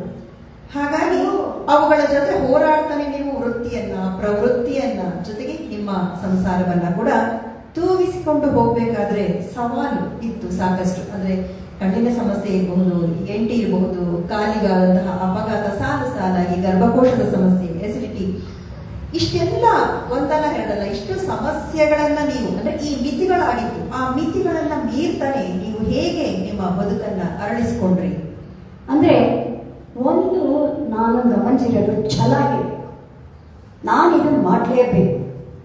ಆಕಾಶವಾಣಿಗೆ ಲೈಟ್ ಮ್ಯೂಸಿಕ್ಗೆ ಆಯ್ಕೆ ಮಾಡ್ತಾ ಇದ್ರು, ವಾಯ್ಸ್ ಟೆಸ್ಟ್ಗೆ. ಅವ್ರು ಆ ಕಡೆ ಕೂತ್ಕೊಳ್ಳೋರು, ನನ್ನ ಕಡೆ ಕಾಮತ್ತು ಅವಾಗ ಹೆಡ್ ಆಗ್ತಿದ್ದರು. ನೀನು ಮೇಡಮ್ ನಾನೇನು ಸಂಗೀತ ಕಲ್ತಿಲ್ಲ, ನಾನು ಜಡ್ಜ್ ಆಗಲ್ಲ ಅಂತಂದೆ. ಕೂತ್ಕೊಂಡು ನನಗೆ ಗೊತ್ತು ಅಂತ ನನ್ನನ್ನು ಭಾವಗೀತೆಗಳನ್ನು ಲೈಟ್ ಮ್ಯೂಸಿಕ್ಕನ್ನು ಹಾಡೋದಕ್ಕೆ ಪರೀಕ್ಷಿಸಿ ಆಯ್ಕೆ ಮಾಡೋಕ್ಕೋಸ್ಕರವಾಗಿ ನನ್ನನ್ನು ಎಷ್ಟೋ ಸಲ ಹಿಂದಿ ಪಾಠ ಆಕಾಶವಾಣಿ ಮೂಲಕ ಹೇಳಿದ್ದಾರೆ, ಪ್ರಬಂಧಗಳನ್ನು ಆಕಾಶವಾಣಿಯಲ್ಲಿ ಮಂಡಿಸಿದ್ದೇನೆ, ಒಂದು 13 ಎಪಿಸೋಡ್ಗಳ ನಾಟಕವನ್ನು ಆಕಾಶವಾಣಿಗೆ ಕೊಟ್ಟಿದ್ದೇನೆ, ಶ್ರೀ ಪೃಥ್ವಿ ವಲ್ಲಭ ಅಂತ. ಅದು 13 ಎಪಿಸೋಡ್ಸ್ ಬಂತು, ತುಂಬ ಮೆಚ್ಚುಗೆ ಬಂತು. ಅದನ್ನು ಪ್ರಿಂಟು ಮಾಡಿದ್ದೀನಿ, ಅದನ್ನು ಪಬ್ಲಿಷು ಮಾಡಿದ್ದೀನಿ. ಸೊ ಹೀಗೆ ಒಂಥರ ಈ ಕೆಲಸ ಮಾಡಬೇಕು ಅಂತ ನಾನು ಅಥವಾ ಅಂದ್ಕೊಂಡ್ರೆ ಅದನ್ನು ಮಾಡೇ ಮಾಡ್ತೀನಿ. ಆದರೆ ಹಾಳಾದ್ರು ಈ ವಯಸ್ಸನ್ನೋದು ನನ್ನನ್ನು ನುಂಗು ಬಿಡ್ತಾ ಇದೆ, ನನಗೆ ಕಾಟ ಕೊಡ್ತದೆ. ಆ ವಯಸ್ಸನ್ನು ರಾಕ್ಷಸಿ ಕಪಿಮುಚ್ಚಿ ಹಾಕೊಂಡಿದ್ದೀನಿ. ಬಟ್ ಏನು ಮಾಡಬೇಕು ಅಂತ ಕೂಡ ನನಗೆ ಸಾಧ್ಯ ಆಗ್ತದೆ. ಖಂಡಿತ ಅಷ್ಟು ಬೇಸರ ಮಾಡ್ಕೋಬೇಕಾಗಿಲ್ಲ ಮೇಡಮ್. ಯಾಕೆಂದ್ರೆ ನೀವು ಮಾಡಿರೋ ಸಾಧನೆ ಈಗಾಗಲೇ 2-3 ಜನ್ಮಕ್ಕಾಗುವಷ್ಟು ಆಗಿದೆ ಅಂತ ಅನ್ಕೊಂಡಿದ್ದೀನಿ ಖಂಡಿತವಾಗ್ಲೂ. ಹಾಗಾಗಿ ಅಷ್ಟು ಬೇಸರ ಮಾಡಿಕೊಳ್ಳುವ ಅಗತ್ಯ ಇಲ್ಲ. ಮಿತಿಗಳನ್ನ ಮೀರ್ತಾ ನೀವು ಅದನ್ನ ನಿಮ್ಮ ಬದುಕನ್ನು ಅರಳಿಸ್ಕೊಂಡಿದ್ದೀರಾ ಖಂಡಿತವಾಗ್ಲೂ. ಅಲ್ಲ, ಕಣ್ಣೇ ಮುಖ್ಯ, ಓದಕ್ಕಾಗಲಿ ಬರೆಯೋಕ್ಕಾಗಲಿ. ಆದ್ರೆ ಕಣ್ಣೇ ನಮ್ಗೆ ಸಹಕರಿಸ್ತಾ ಇಲ್ಲ. ಕಣ್ಣಲ್ಲಿ ನೀರು ತುಂಬಿಕೊಂಡು ದೃಶ್ಯ ನೋಟ ಕೂಡ ಮಸ್ಕಾಗುತ್ತೆ. ಮತ್ತೆ ಬರೆಯೋಕ್ಕಾಗಲ್ಲ, ಕಣ್ಣು ಹಿಡಿಯುತ್ತೆ. ಹೀಗೆ ಈ ರೋಗಗಳು ಇಟ್ಕೊಂಡು ಅದರಿಂದ ದೇವರು ನನಗೆ ರೋಗಗಳನ್ನ ಕೊಡ್ತಾ ಇದ್ರು. ಅವ್ನು ಏನು ಕೊಡದೇ ಇದ್ರು ಇವುಗಳನ್ನ ಪ್ರಸಾದಿಸ್ತಾ ದೇವರು, ಅಷ್ಟು, ಇನ್ನೇನೂ ಇಲ್ಲ. ಆ ನೋವುಗಳನ್ನು ನುಂಗ್ಕೊಂಡೇ ನೀವು ಬರೆಯಕ್ಕಾಗಲಿ ಅಂತ ಆಯುಷ್ ಕೊಟ್ಟೆ, ಆರೋಗ್ಯ ಕೊಟ್ಟೆ. ಫಸ್ಟ್ ಆರೋಗ್ಯ ಕೊಡಿ, ಇನ್ನಷ್ಟು ಸಾಧಿಸ್ತಾರೆ. ಈಗೇನೋ ಶುರು ಮಾಡಿದ್ದೀನಿ. ನನ್ನ ಚರಿತ್ರೆ ಅಲ್ಲ ಮೇಡಮ್, ನಿಮ್ಗೆಲ್ಲ ಆರೋಗ್ಯ ಕೊಟ್ಟಿದ್ರೆ ಬಹುಶಃ ನೀವು ಈ ಕಡೆ ಗಮನ ಹರಿಸ್ತಿರ್ಲಿಲ್ಲ ಅನ್ಕೊಂಡಿದ್ದೀನಿ. ಆ ಆರೋಗ್ಯ ಅಷ್ಟು ಕೈ ಕೊಟ್ಟಿದ್ರಿಂದನೇ ಈ ಎಲ್ಲ ಸಮಸ್ಯೆಗಳು ನನ್ನನ್ನು ಕಾಡಬಾರದು ಅಂತ ನೀವು ಬರಕಕ್ಕೆ ಬಂದ್ರಿ. ಮತ್ತೆ ಎಲ್ಲ ಸಾಧಿಸಿದ್ದಾಗಿದೆಯಲ್ಲ. ಅದಕ್ಕಾಗಿ ಏನೋ ಅಂತೂ ಹಠ ಮಾಡಿ ಅದನ್ನ ಪೂರೈಸೋದಕ್ಕೆ ಪ್ರಯತ್ನ ಪಟ್ಟಿದ್ದೇನೆ. ಆದರೆ ಆತ್ಮಚರಿತ್ರೆ ಒಂದು ಬರಿತಾ ಇದ್ದೀನಿ. ಅದು ಬರೆಯೋಣ ಅಂದ್ರೆ ಅಷ್ಟರಲ್ಲಿ ಇದಕ್ಕೆ ಏನೇನೋ ಆಗ್ಬಿಡ್ತು. ಕಾಲು ನೋವು, ಕೈ ನೋವು, ಕಣ್ಣು ನೋವು, ಏನೇನೋ 108 ಕಾಯಿಲೆಗಳು ನನ್ನನ್ನು ಕಾಡ್ತಾ ಇದೆ. ಏನು ಮಾಡೋದು ಗೊತ್ತಾಗ್ತಾ ಇಲ್ಲ. ದೇವರು ಆಶೀರ್ವಾದ ಮಾಡಿ ನನ್ನೆಲ್ಲ ಶುಭ ಕೋರುವಂಥ ನೀವೆಲ್ಲರೂ ಕೂಡ ಅವರಿಗೆ ಆಯುರಾರೋಗ್ಯ ಕೊಡು. ನನಗೇನು ಬದುಕಬೇಕು ಅಂತ ಆಸೆ ಇಲ್ಲ, ಆದರೆ ನನಗೆ ಕೆಲಸ ಮುಗಿಯುವವರೆಗೂ ನಾನು ಬರ್ತೀನಿ. ಖಂಡಿತ ಮೇಡಮ್, ಅದು ಸಾಧ್ಯ ಆಗುತ್ತೆ. ಯಾಕೆಂದ್ರೆ ಈಗಾಗಲೇ 300ಕ್ಕೂ ಹೆಚ್ಚು ನಿಮ್ಮ 300 ಮೇಡಮ್ ಪುಟ ನಾನು ಹೇಳ್ತಾ ಇರೋದು. ನಿಮ್ಮ ಆತ್ಮಚರಿತ್ರೆಯಲ್ಲಿ 300ಕ್ಕೂ ಹೆಚ್ಚು ಪುಟ ಈಗಾಗಲೇ ಬಂದಿದೆ. 200 ಪುಟ ಆಗುತ್ತೆ. ಆದರೆ ಅಷ್ಟರಲ್ಲಿ ಕಣ್ಣಿನ ಬೇನೆ ಬಂದ್ಬಿಟ್ಟಿದೆ, ಓದಕ್ಕಾಗಲ್ಲ, ಕಣ್ಣೀರು ಬರುತ್ತೆ. ಅದಕ್ಕೆ ಸರ್ಜರಿ ಇದೆ 9ನೇ ತಾರೀಕು. ಸೊ ಹಾಗಾಗಿ ನಾವು ಕನಸುಗಳನ್ನು ಕಾಣೋಕ್ಕೆ ಮಿತಿನೇ ಇಲ್ಲ. ನಾನು ಎತ್ತರಕ್ಕೆ ಬೆಳಿಬೇಕು ಅಂತ ನಮ್ಮ ಅಪ್ಪ ಹೇಳ್ತಾ ಇದ್ರಂತೆ, ಸಫಿಯಾ ಅಂತ ಹೆಸರು. ನನ್ನ ಮಗಳು ವಿಜಯಲಕ್ಷ್ಮಿ ಪಂಡಿತ್ ಥರ ಆಗಬೇಕು ಅಂತ. ಆದರೆ ದುರಾದೃಷ್ಟ ಅದನ್ನೇ ಕಳ್ಕೊಂಡೆ. ಇನ್ನೇನು ಸೊ ಹೀಗೆ ಎಲ್ಲರ ಆಸೆಗಳು ಆಕಾಶದಲ್ಲಿರುತ್ತೆ. ಅದನ್ನು ಚೂಟಿ ಹಾಕುವಂಥ ನಿಧಿ ಅನ್ನೋದಲ್ಲ, ನಿಧಿ ಮತ್ತು ಸ್ನೇಹಿತರು. ಅದಕ್ಕಾಗಿ ನಾವು ಅಂದ್ಕೊಂಡಿದ್ದೀವಿ ಎಲ್ಲೋ 100ರಲ್ಲಿ ಒಂದು 10-20% ಸಾಧ್ಯ. ಎಷ್ಟೋ ಮಾಡಬೇಕಾದ್ರೆ ನನ್ನ ವಯಸ್ಸು ಇರಬೇಕಲ್ಲ. ನಿಮ್ಮ ಕನ್ನಡ ಅಧ್ಯಯನ ಕೇಂದ್ರದ ಒಂದು ಪ್ರಯಾಣ ತುಂಬಾ ಚೆನ್ನಾಗಿದೆ. ಯಾಕೆಂದ್ರೆ ಇದ್ದಿದ್ದೇ ನೀವು 11 ಜನ ವಿದ್ಯಾರ್ಥಿಗಳು. ಹಾಗಾಗಿ ಪರಸ್ಪರ ಒಡನಾಟ, ಜೊತೆಗೆ ಶಿವರುದ್ರಪ್ಪನವರಂತಹ ಹಿರಿಯರು ಮತ್ತೆ ಸಾಕಷ್ಟು ದಿಗ್ಗಜರು ಒಡನಾಟ ನಿಮಗೆ ಸಿಕ್ಕಿದ್ದು ಅಲ್ಲಿಯೂ ಸಹ ಹೋರಾಟ ಇತ್ತು. ಯಾಕೆಂದ್ರೆ ಮೊದಲ ರ್ಯಾಂಕ್ ತಗೊಂಡಿದ್ದು ಕೂಡ ಒಂದು ಹೋರಾಟದ ಮೂಲಕನೇ. ಒಂದೇ ಒಂದು ಘಟನೆಯನ್ನ ಇನ್ಸಿಡೆಂಟ್ ಹೇಳ್ತೀನಿ. ನಾನು ಸೈನ್ಸ್ ಇಂದ ಓದೋದು. ಸೈನ್ಸ್ ಇಂದ ಹೋಗಿ ಫೈನಲ್ ಇಯರ್ ಅಲ್ಲಿ ಫಸ್ಟ್ ರ್ಯಾಂಕ್ ಅಂತ GSS ಇದು ಮಾಡ್ತಾರೆ. ಇನ್ನೊಬ್ರು ಲಿಂಗ್ವಿಸ್ಟಿಕ್ ಮೇಸ್ಟ್ರಿದ್ರು. ಅವರು ನಾನು MSc ಏನು ನೀನು ಬಂದ್ಬಿಟ್ಟಿದ್ಯಾ ಸೈನ್ಸ್ ಓದ್ಬಿಟ್ಟು ನೀನೇನು ಮಾಡ್ತೀಯಾ, ಆಯ್ತು ಬಿಡು ಒಂದೊಂದೇ ಪೇಪರ್ ಪಾಸ್ ಮಾಡು, ಎಷ್ಟು ಇದು ಮಾಡ್ತೀನಿ. ಅವರು ನಮ್ಮ ಹಸ್ಬೆಂಡ್ ಹೈದ್ರಾಬಾದಲ್ಲಿ ಆ ಕಾಲೇಜಲ್ಲಿ ಇದ್ರು. ನಾನು ನಮ್ಮ ಮದುವೆಗೆ ಹೋದಾಗ ಇವ್ರು ಹೇಳಿದ್ರು ಯೂನಿವರ್ಸಿಟಿಯಲ್ಲಿ ಕೊಡಿಸಿ, ಅವ್ರು ಬೆಂಗಳೂರು, ನಾನು ಹೈದ್ರಾಬಾದ್ ಅಂತ. ಅದಕ್ಕೆ ನಾನು ಪ್ರೈಮರಿ ಸ್ಕೂಲ್ ಕೊಡಿಸ್ತಿದ್ದಿಲ್ಲ. ಅಪ್ಪ ತಲೆಗೆ ನಿಜವಾಗ್ಲಿಗೆ ಇದ್ದಿದ್ರೆ ತಲೆ ಕೊಟ್ಟಿರ್ತೀನಿ, ಅವ್ರೇನು ಕೊಡಿಸೋದು ಅಂತ. ಆಮೇಲೆ ಫೇಲ್ ಮಾಡೋದು ಇದೊಂದು ಇನ್ಸಿಡೆಂಟ್ ಹೇಳೇ ಹೇಳ್ತೀನಿ. ಏನಾದರೂ ನನ್ನನ್ನು ಫೇಲ್ ಮಾಡಬೇಕು ಅನ್ನೋದು ಅವರ ಹಠ ಇತ್ತು. ನನಗೆ ಹೆಸರು ಹೇಳಲ್ಲ. ಎಲ್ಲರೂ ಫಸ್ಟ್ ಕ್ಲಾಸಿಗೆ ಕೊಟ್ಟಿದ್ದಾರೆ, ಇವರು ಮಾತ್ರ ಅವರು ಫೇಲ್ ಮಾಡಿದ್ರು. GSS ಹೇಳಿದರು, ಏನು ಸರ್ ನೀವು ಉತ್ತರ ಮಾಡಿದ್ದೀರಾ ಹೇಳಿಲ್ಲ, ರಿವ್ಯಾಲ್ಯೂಷನ್ ಕೊಟ್ಟಿದ್ದು ಕೊಡಲ್ಲ, ನೋಡೋಣ ಆಯ್ತಾ. ಬರದೆ ಮರು ಪರೀಕ್ಷೆ ನಾನೇನು ಅವ್ರನ್ನ ಇಟ್ಕೋಬೇಕಲ್ಲ ಬೈತೀನಿ. ಅದರಲ್ಲೂ ಜಾಸ್ತಿ ನನ್ನ ಕ್ಲಾಸ್ಮೇಟ್ ಒಬ್ಬ ರ್ಯಾಂಕು ಗೋಲ್ಡ್ ಮೆಡಲು ಅನೌನ್ಸ್ ಮಾಡಿದಾಗ GSS ಹತ್ರ ಹೋಗಿ ಜಗಳ ಮಾಡಿದ್ದಾನೆ. ಅವ್ರು ಕನ್ನಡ ಏನು ಮಾಡಿಲ್ಲ, ಕನ್ನಡನೂ ಇದಿಲ್ಲ, ಅವ್ರಿಗೆ ಹೆಂಗೆ ನೀವು ಗೋಲ್ಡ್ ಮೆಡಲ್ ಕೊಡ್ತಾ ಇದ್ದೀರಂತ. ರೀ ಸುಮ್ಮನೆ ಮುಚ್ಕೊಂಡು ರಿವ್ಯಾಲ್ಯೂಷನ್ ಕೊಡಿ ಅಂದರೆ ಅವರು ಒಪ್ಕೊಳ್ಳಿಲ್ಲ, ಇವನು ಒಪ್ಕೊಳ್ಳಿಲ್ಲ. ನಾನಂತೂ ಕೊಡಲ್ಲ, ನನ್ನ ಇಷ್ಟ, ನಾನು ಹೇಳೋದು department, I know what she is ಅಂತ ಹೇಳಿ GSS ಹಠ ಮಾಡಿದ್ರು ನನಗೆ. ಸೊ ಗುಣಕ್ಕೆ ಮಚ್ಚರಮೆ ಅನ್ನೋ ಒಂದು ಮಾತಿದೆ, ನಿಮಗೆಲ್ಲ ಗೊತ್ತಿರುತ್ತೆ. ಗುಣಕ್ಕೆ ಮಚ್ಚರಮೆ, ಯಾರಲ್ಲಾದರೂ ಒಳ್ಳೆ ಇದೆ ಅಂತಂದರೆ ನಾವು ಮೆಚ್ಚಬೇಕು. ಹೊಟ್ಟೆ ಕಿಚ್ಕೊಡಿ, ಒಳ್ಳೆ ಹೊಟ್ಟೆ ಕಿಚ್ಚು, ಅವ್ರಿಗೆ ಅಷ್ಟು ಬಂದಿಲ್ಲ, ಇನ್ನೂ ಜಾಸ್ತಿ ಬರಬೇಕು ಅಂತ ಅನ್ಕೋಬೇಕು. ಅಯ್ಯೋ ಅವ್ರಿಗೆ ಅಷ್ಟೊಂದು ಬಂದ್ಬಿಡ್ತಲ್ಲ ಅಂತ ಹೊಟ್ಟೆ ಕಿಚ್ಕೊತಾರೆ. GSS ಅವರ ಜೊತೆ ಅವರಿಗೆ ನಿಮ್ಮ ಬಗ್ಗೆ ಇದ್ದಂತಹ ಅಭಿಮಾನಕ್ಕೆ ನೀವು PhD ಮಾಡಿದ್ದು ಕೂಡ GSS ಮಾರ್ಗದರ್ಶನದಲ್ಲಿ. ಅವರ ಸಬ್ಜೆಕ್ಟು ತೋರಿಸಿದ ಕವನ್ ರಾಜಗೋಪಾಲ್. ನಿಮಗೆ ಸಂಗೀತ ಬರುತ್ತೆ, ನೃತ್ಯ ಬರುತ್ತೆ, ನಾಟಕ ಬರುತ್ತೆ, ನೀನು ಗೀತ ರೂಪಕಗಳು ಅನ್ನುವ ವಿಷಯದ ಮೇಲೆ ಥೀಸಿಸ್ ಬರೆಯಿದ್ರು. ಎಲ್ಲೆಲ್ಲೋ ಹೋಗ್ಬೇಕು, ಇಂಟರ್ವ್ಯೂ ಮಾಡೋದು, ನಥಿಂಗ್ ಡೂಯಿಂಗ್, ಮಾಡೋದು ಮಾಡ್ಬೇಕು. ಸುಮಾರು 500 ಪುಟಗಳ ಒಂದು ಗೀತ ರೂಪಕಗಳ ಅಧ್ಯಯನ ಮಾಡಿ 3 ಪ್ರಿಂಟ್ ಆಯಿತು. ಸೊ ಇದು ಅಂದರೆ ಯಾರೇ ಆಗಲಿ, ನಾನೇ ಆಗಲಿ, ನಾನು ಹೆಮ್ಮೆಯಿಂದ ಹೇಳ್ಕೊತಾ ಇದ್ದೀನಿ ಅಂತ ಅಂದಲ್ಲ, ಯಾರಲ್ಲಿ ಛಲ ಇರುತ್ತೆ, ಮಾಡಬೇಕು ಅನ್ನೋ ಹಠ ಇರುತ್ತೆ, ಅವ್ರು ಖಂಡಿತ ಹೆಂಗೋ ಮಾಡ್ತಾರೆ.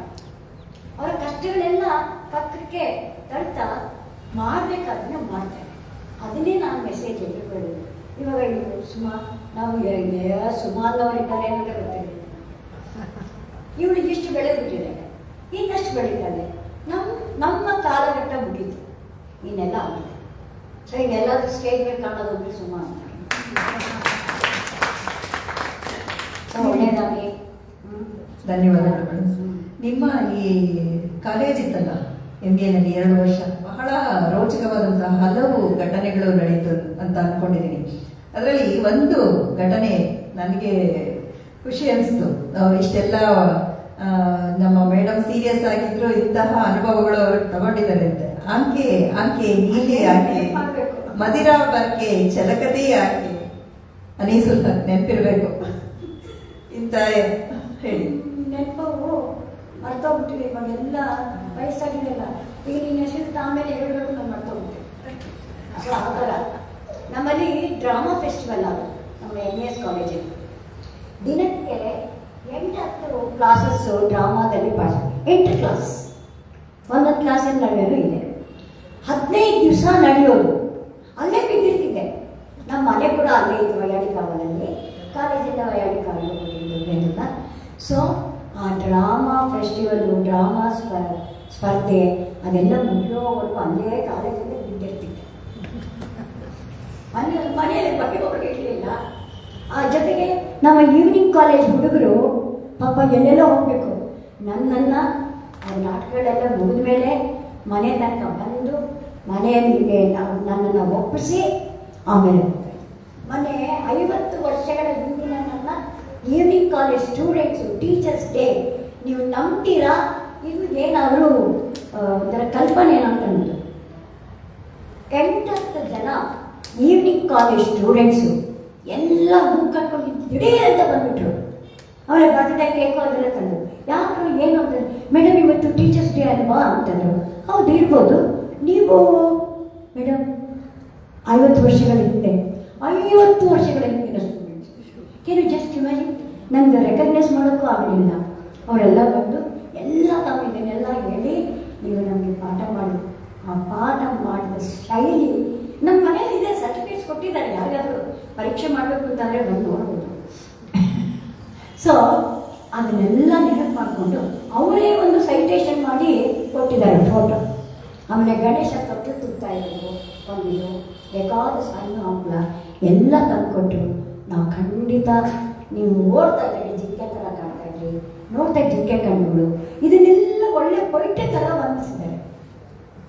ಸೊ ಈ ಥರ ನನಗೆ ವಿದ್ಯಾರ್ಥಿಗಳ ಪ್ರೀತಿ ಅಂತೂ ಧಾರಾಳವಾಗಿ ದಂಡಿಗಾಗಿದೆ. I feel proud. ಅದಕ್ಕಿಂತ ನನಗೆ ದೊಡ್ಡದು ಬೇಡ. ಪ್ರವಾಸ ಇವನು ಯಾರು ಮಿನಿಸ್ಟರ್ ಯಾರು ಆಗಲಿಲ್ಲ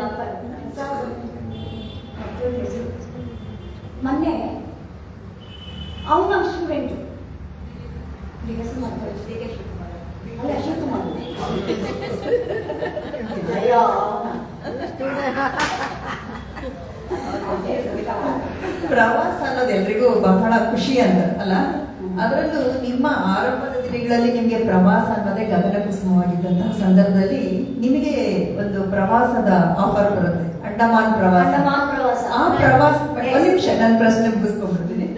ಅಂಡಮಾನ್ ಪ್ರವಾಸ ಎಷ್ಟು ನಿಮ್ಗೆ ಖುಷಿ ಕೊಡ್ತು ಅಂತಂದ್ರೆ, ಎಷ್ಟೋ ನಿರೀಕ್ಷೆ ಕನಸುಗಳಿರುತ್ತೆ ನಿಮ್ಗೆ ಅದ್ರ ಬಗ್ಗೆ. ಆದ್ರೆ ಆ ಒಂದು ಪ್ರವಾಸ ನಿಮ್ಗೆ ಖುಷಿಯನ್ನ ಕೊಡ್ತು. ಆ ಖುಷಿಯ ಜೊತೆಗೆ ನಿಮ್ಗೆ ಒಂದು ಭಯವನ್ನ ಕೂಡ, ನೀವು ಹೋಗಿದ್ದು ಅಲ್ಲಿನ ಇತಿಹಾಸದ ಅಧ್ಯಯನ, ಸಂಶೋಧನೆ ಮತ್ತೆ ಸೌಂದರ್ಯ ಅನುಭೂತಿ ಪಡ್ಕೊಳ್ಳಿಕ್ಕೆ ಅಂತ ಎಲ್ಲವನ್ನ ಪಡ್ಕೊಂಡ್ರಿ. ಆದ್ರೆ ಕೊನೆಯಲ್ಲಿ ಆ ಎಲ್ಲ ನಿರೀಕ್ಷೆಗಳನ್ನ ಬುಡವೇಲಾಗಿಸಿದಂತೆ ತಕ್ಷಣಕ್ಕೆ ಬಂದಂತಹ ಆ ಚಂಡಮಾರುತ ಏನಿದೆ ಅದು ನಿಮ್ಗೆ ವಾಪಸ್ಸಾತಿಗೆ ಕಷ್ಟ ಆಗಿ, ಎಷ್ಟರ ಮಟ್ಟಿಗೆ ಅಂದ್ರೆ ಅದುವರೆಗೆ ನೀವು ಅಲ್ಲಿದ್ದಂತಹ ಪರಿಸರ, ಆ ಲ್ಯಾಬೋರೇಟರಿಗಳು ಏನೆಲ್ಲ ನೋಡಿರ್ತೀರಾ ಅವೆಲ್ಲವೂ ನಿರ್ನಾಮ ಆಗೋಗುತ್ತೆ. ಅವನ್ನ ಕಂಡಾಗ ಮತ್ತೆ ಆ ಆತಂಕದ ಕ್ಷಣಗಳನ್ನ, ತಲ್ಲಣಗಳನ್ನ ಏನ್ ಎದುರಿಸಿದ್ರೆ ವಾಪಸ್ ಬರೋದಕ್ಕೆ? ಎಷ್ಟು ಜನ ಮಕ್ಕಳ ತಂದೆ ತಾಯಿಗೆ ನಾವು ಜವಾಬ್ದಾರಿ ಹೇಳ್ಬೇಕು. ಹೋಗಿ ಅಂಡಮಾನ್ ಪ್ರವಾಸ. ಮೇಡಮ್, ಅಂಡಮಾನ್ ಅದು ಹೇಗೆ, ಆ ಆಫರ್ ಬಂದಿದ್ದು ಹೇಗೆ, ಅದು ಏನು ಅಂತಾನು ಹೇಳ್ಬಿಡಿ. ಅಂಡಮಾನ್ ಬಗ್ಗೆ, ಪ್ರವಾಸದ ಬಗ್ಗೆ ಒಂದು ಪುಸ್ತಕ ಬರೆದಿದ್ದೀವಿ. ಬಹುಶಃ ಯಾರು ಕೂಡ ಆ ಕಾಲದಲ್ಲಿ ಅಂಡಮಾನ ದೂರ ಕರ್ಕೊಂಡೋಗಿ ಸಮುದ್ರಯಾನ ಮಾಡಿಸಿ ಎಲ್ಲ ಮಾಡಿದ್ರೆ ಎಲ್ಲೂ ಇರಲಿಲ್ಲ. ಅದೇನೋ ನಾವು 4 ಜನ ಇದ್ರು, ಮಂಜುನಾಥ್ ಅಂತ ಇದ್ರು, ಶ್ರೀವಂಶರು, ಆಮೇಲೆ ನಾನು, ಇನ್ನೊಂದಿಬ್ರು ಟೀಚರ್ಸು, ನಾವು ಎಲ್ಲದಕ್ಕೂ ಸರ್ ಧೈರ್ಯ ಮಾಡೋಣ ಸರ್, ಹೋಗೋಣ ಸರ್. ಅದು 2-3 ದಿವಸ ಪ್ರಯಾಣ ಶಿಪ್ಪಲ್ಲಿ. ಅಪ್ಪ ಏನು ನನ್ನ ಗಂಡ ಹತ್ರ ವಹಿಸ್ಕೊಂಡಿರೋದು ಏನು, ಯಾವಾಗಲೂ ನೀನು ಅಂಡಮಾನ್ ಅಂತ ಏನು ತಿಂಡಿ ಏನು ಕನಸಿನಲ್ಲಿ ಕನ್ವರ್ಸ್ತಾ ಇದ್ದೆ ಅಂತ ಹೇಳ್ತಾ ಇದ್ರು. ಸೊ ಹಿಂಗೆ ಬಸ್ಸಲ್ಲಿ ಕರ್ಕೊಂಡು ಹೋಗ್ತಾ ಇದ್ವಿ, ಎಷ್ಟೋ ಕಡೆ ಕರ್ಕೊಂಡು ಹೋಗಿದ್ವಿ ಸ್ಟೂಡೆಂಟ್ಸನ್ನ. ಆದರೆ ಅಂಡಮಾನ್ ಅಷ್ಟು ದೂರ ಕರ್ಕೊಂಡೋದಂಥ ಇತಿಹಾಸದಲ್ಲಿ ನಮ್ಮದೇ ಫಸ್ಟ್. ನಾವು ಕರ್ಕೊಂಡೋಗಿ 3 ಜನ ಇದ್ವಿ. ಯೋಚನೆ ಹೇಳೋದು, ನೀವೇನು ಅಂಡಮಾನ್ ಅಂತ ಕನಸಿನಲ್ಲೂ ಕೂಡ ಏನು ಗುಂಗುಣಿಸ್ತಾ ಇರ್ತೀವಿ ಅಂತ. ನಿಜವಾಗ್ಲೂ ಆಮೇಲೆ ಪಾಲಿಟಿಷಿಯನ್ ನನಗೆ ಅಂಡಮಾನಲ್ಲಿ ಅವರು ಜೈಲ್ ಹಾಕಿದ್ರು.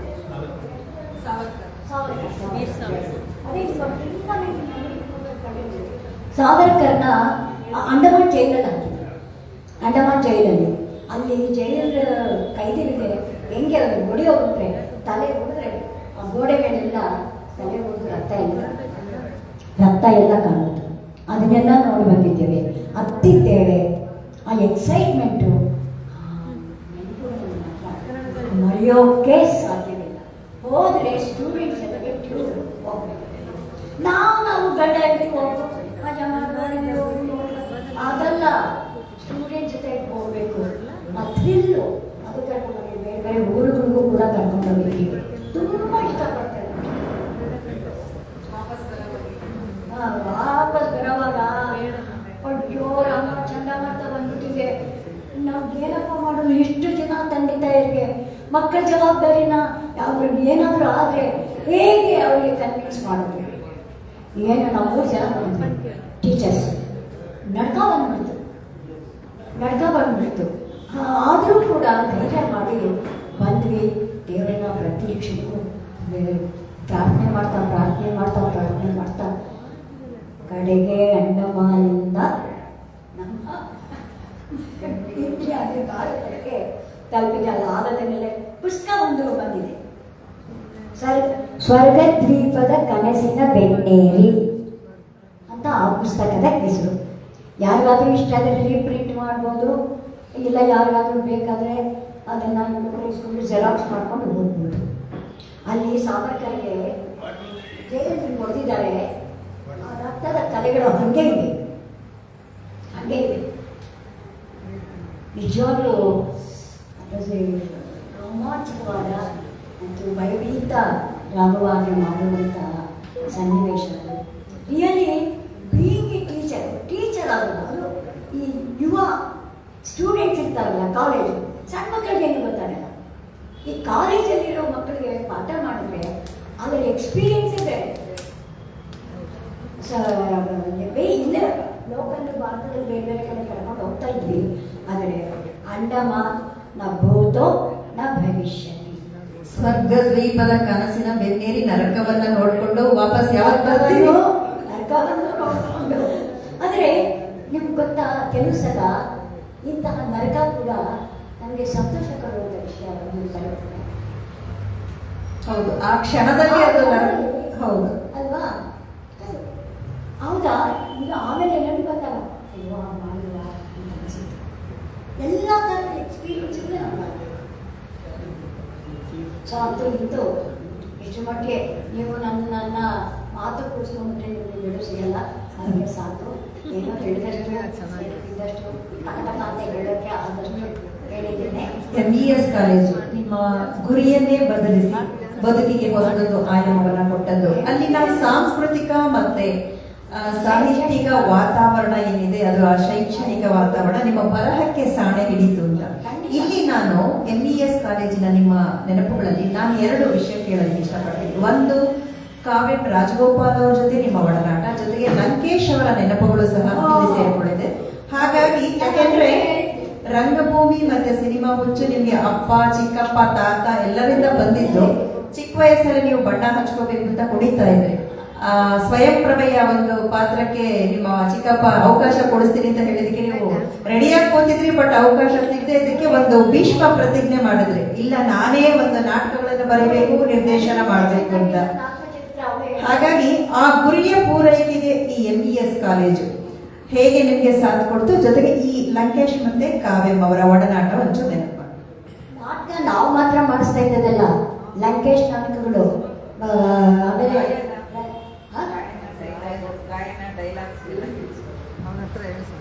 ಇಲ್ಲಿ ತುಂಬಾನೇ ನಮ್ಮ ಕಾಲೇಜು ಅಂತರ ಕಾಲೇಜು ನಾಟಕ ಸ್ಪರ್ಧೆ ಅಂತರ ಕಾಲೇಜು ನಾಟಕ ಸ್ಪರ್ಧೆ ಅಂತರ ಕಾಲೇಜು ನಾಟಕ ಸ್ಪರ್ಧೆಯಲ್ಲಿ ಪ್ರತಿ ವರ್ಷವೂ ನಾವು ಇಲ್ಲಿ ಬರಲೇಬೇಕು. ಅದು ಡಿಸಿಷನ್. ಫಸ್ಟ್ ಅಬ್ಸರ್ಡ್ ನಾಟಕವನ್ನ ರಂಗದ ಮೇಲೆ ತಂದದ್ದು ನಾವು. ಬೊಕ್ಕ ತಲೆಯ ನರ್ತಕಿ, ಬೊಕ್ಕ ತಲೆಯ ನರ್ತಕಿ, ಬಾಲ್ಡ್ ಪ್ರೈಮಾ ಡೋನ್ನಾ. ಅದು ಇಂಗ್ಲೀಷಲ್ಲಿದೆ. ಆದರೆ ಅದನ್ನು ಚಂದ್ರಶೇಖರ್, ಇಂಗ್ಲೀಷ್ ಚಂದ್ರಶೇಖರ್ ಸೆಂಟ್ರಲ್ ಕಾಲೇಜಲ್ಲಿ ಇಂಗ್ಲೀಷ್ ಪ್ರೊಫೆಸರ್. ಅವ್ರಿಗೂ ಥಿಯೇಟರ್ ಅಂದರೆ ಭಾಳ ಇದು, ಥಿಯೇಟರ್ ಅಂದರೆ. ಸೊ ಅವರು ಬೊಕ್ಕ ತಲೆಯ ನರ್ತಕಿಯನ್ನು ಮೊದಲನೇ ಸಲ ಪ್ರಯೋಗ ಮಾಡಿದ್ರು. ಬೊಕ್ಕ ತಲೆಯ ನರ್ತಕಿ ಎಷ್ಟು ಚೆನ್ನಾಗಿ. That was the first absurd play introduced on Indian theatre.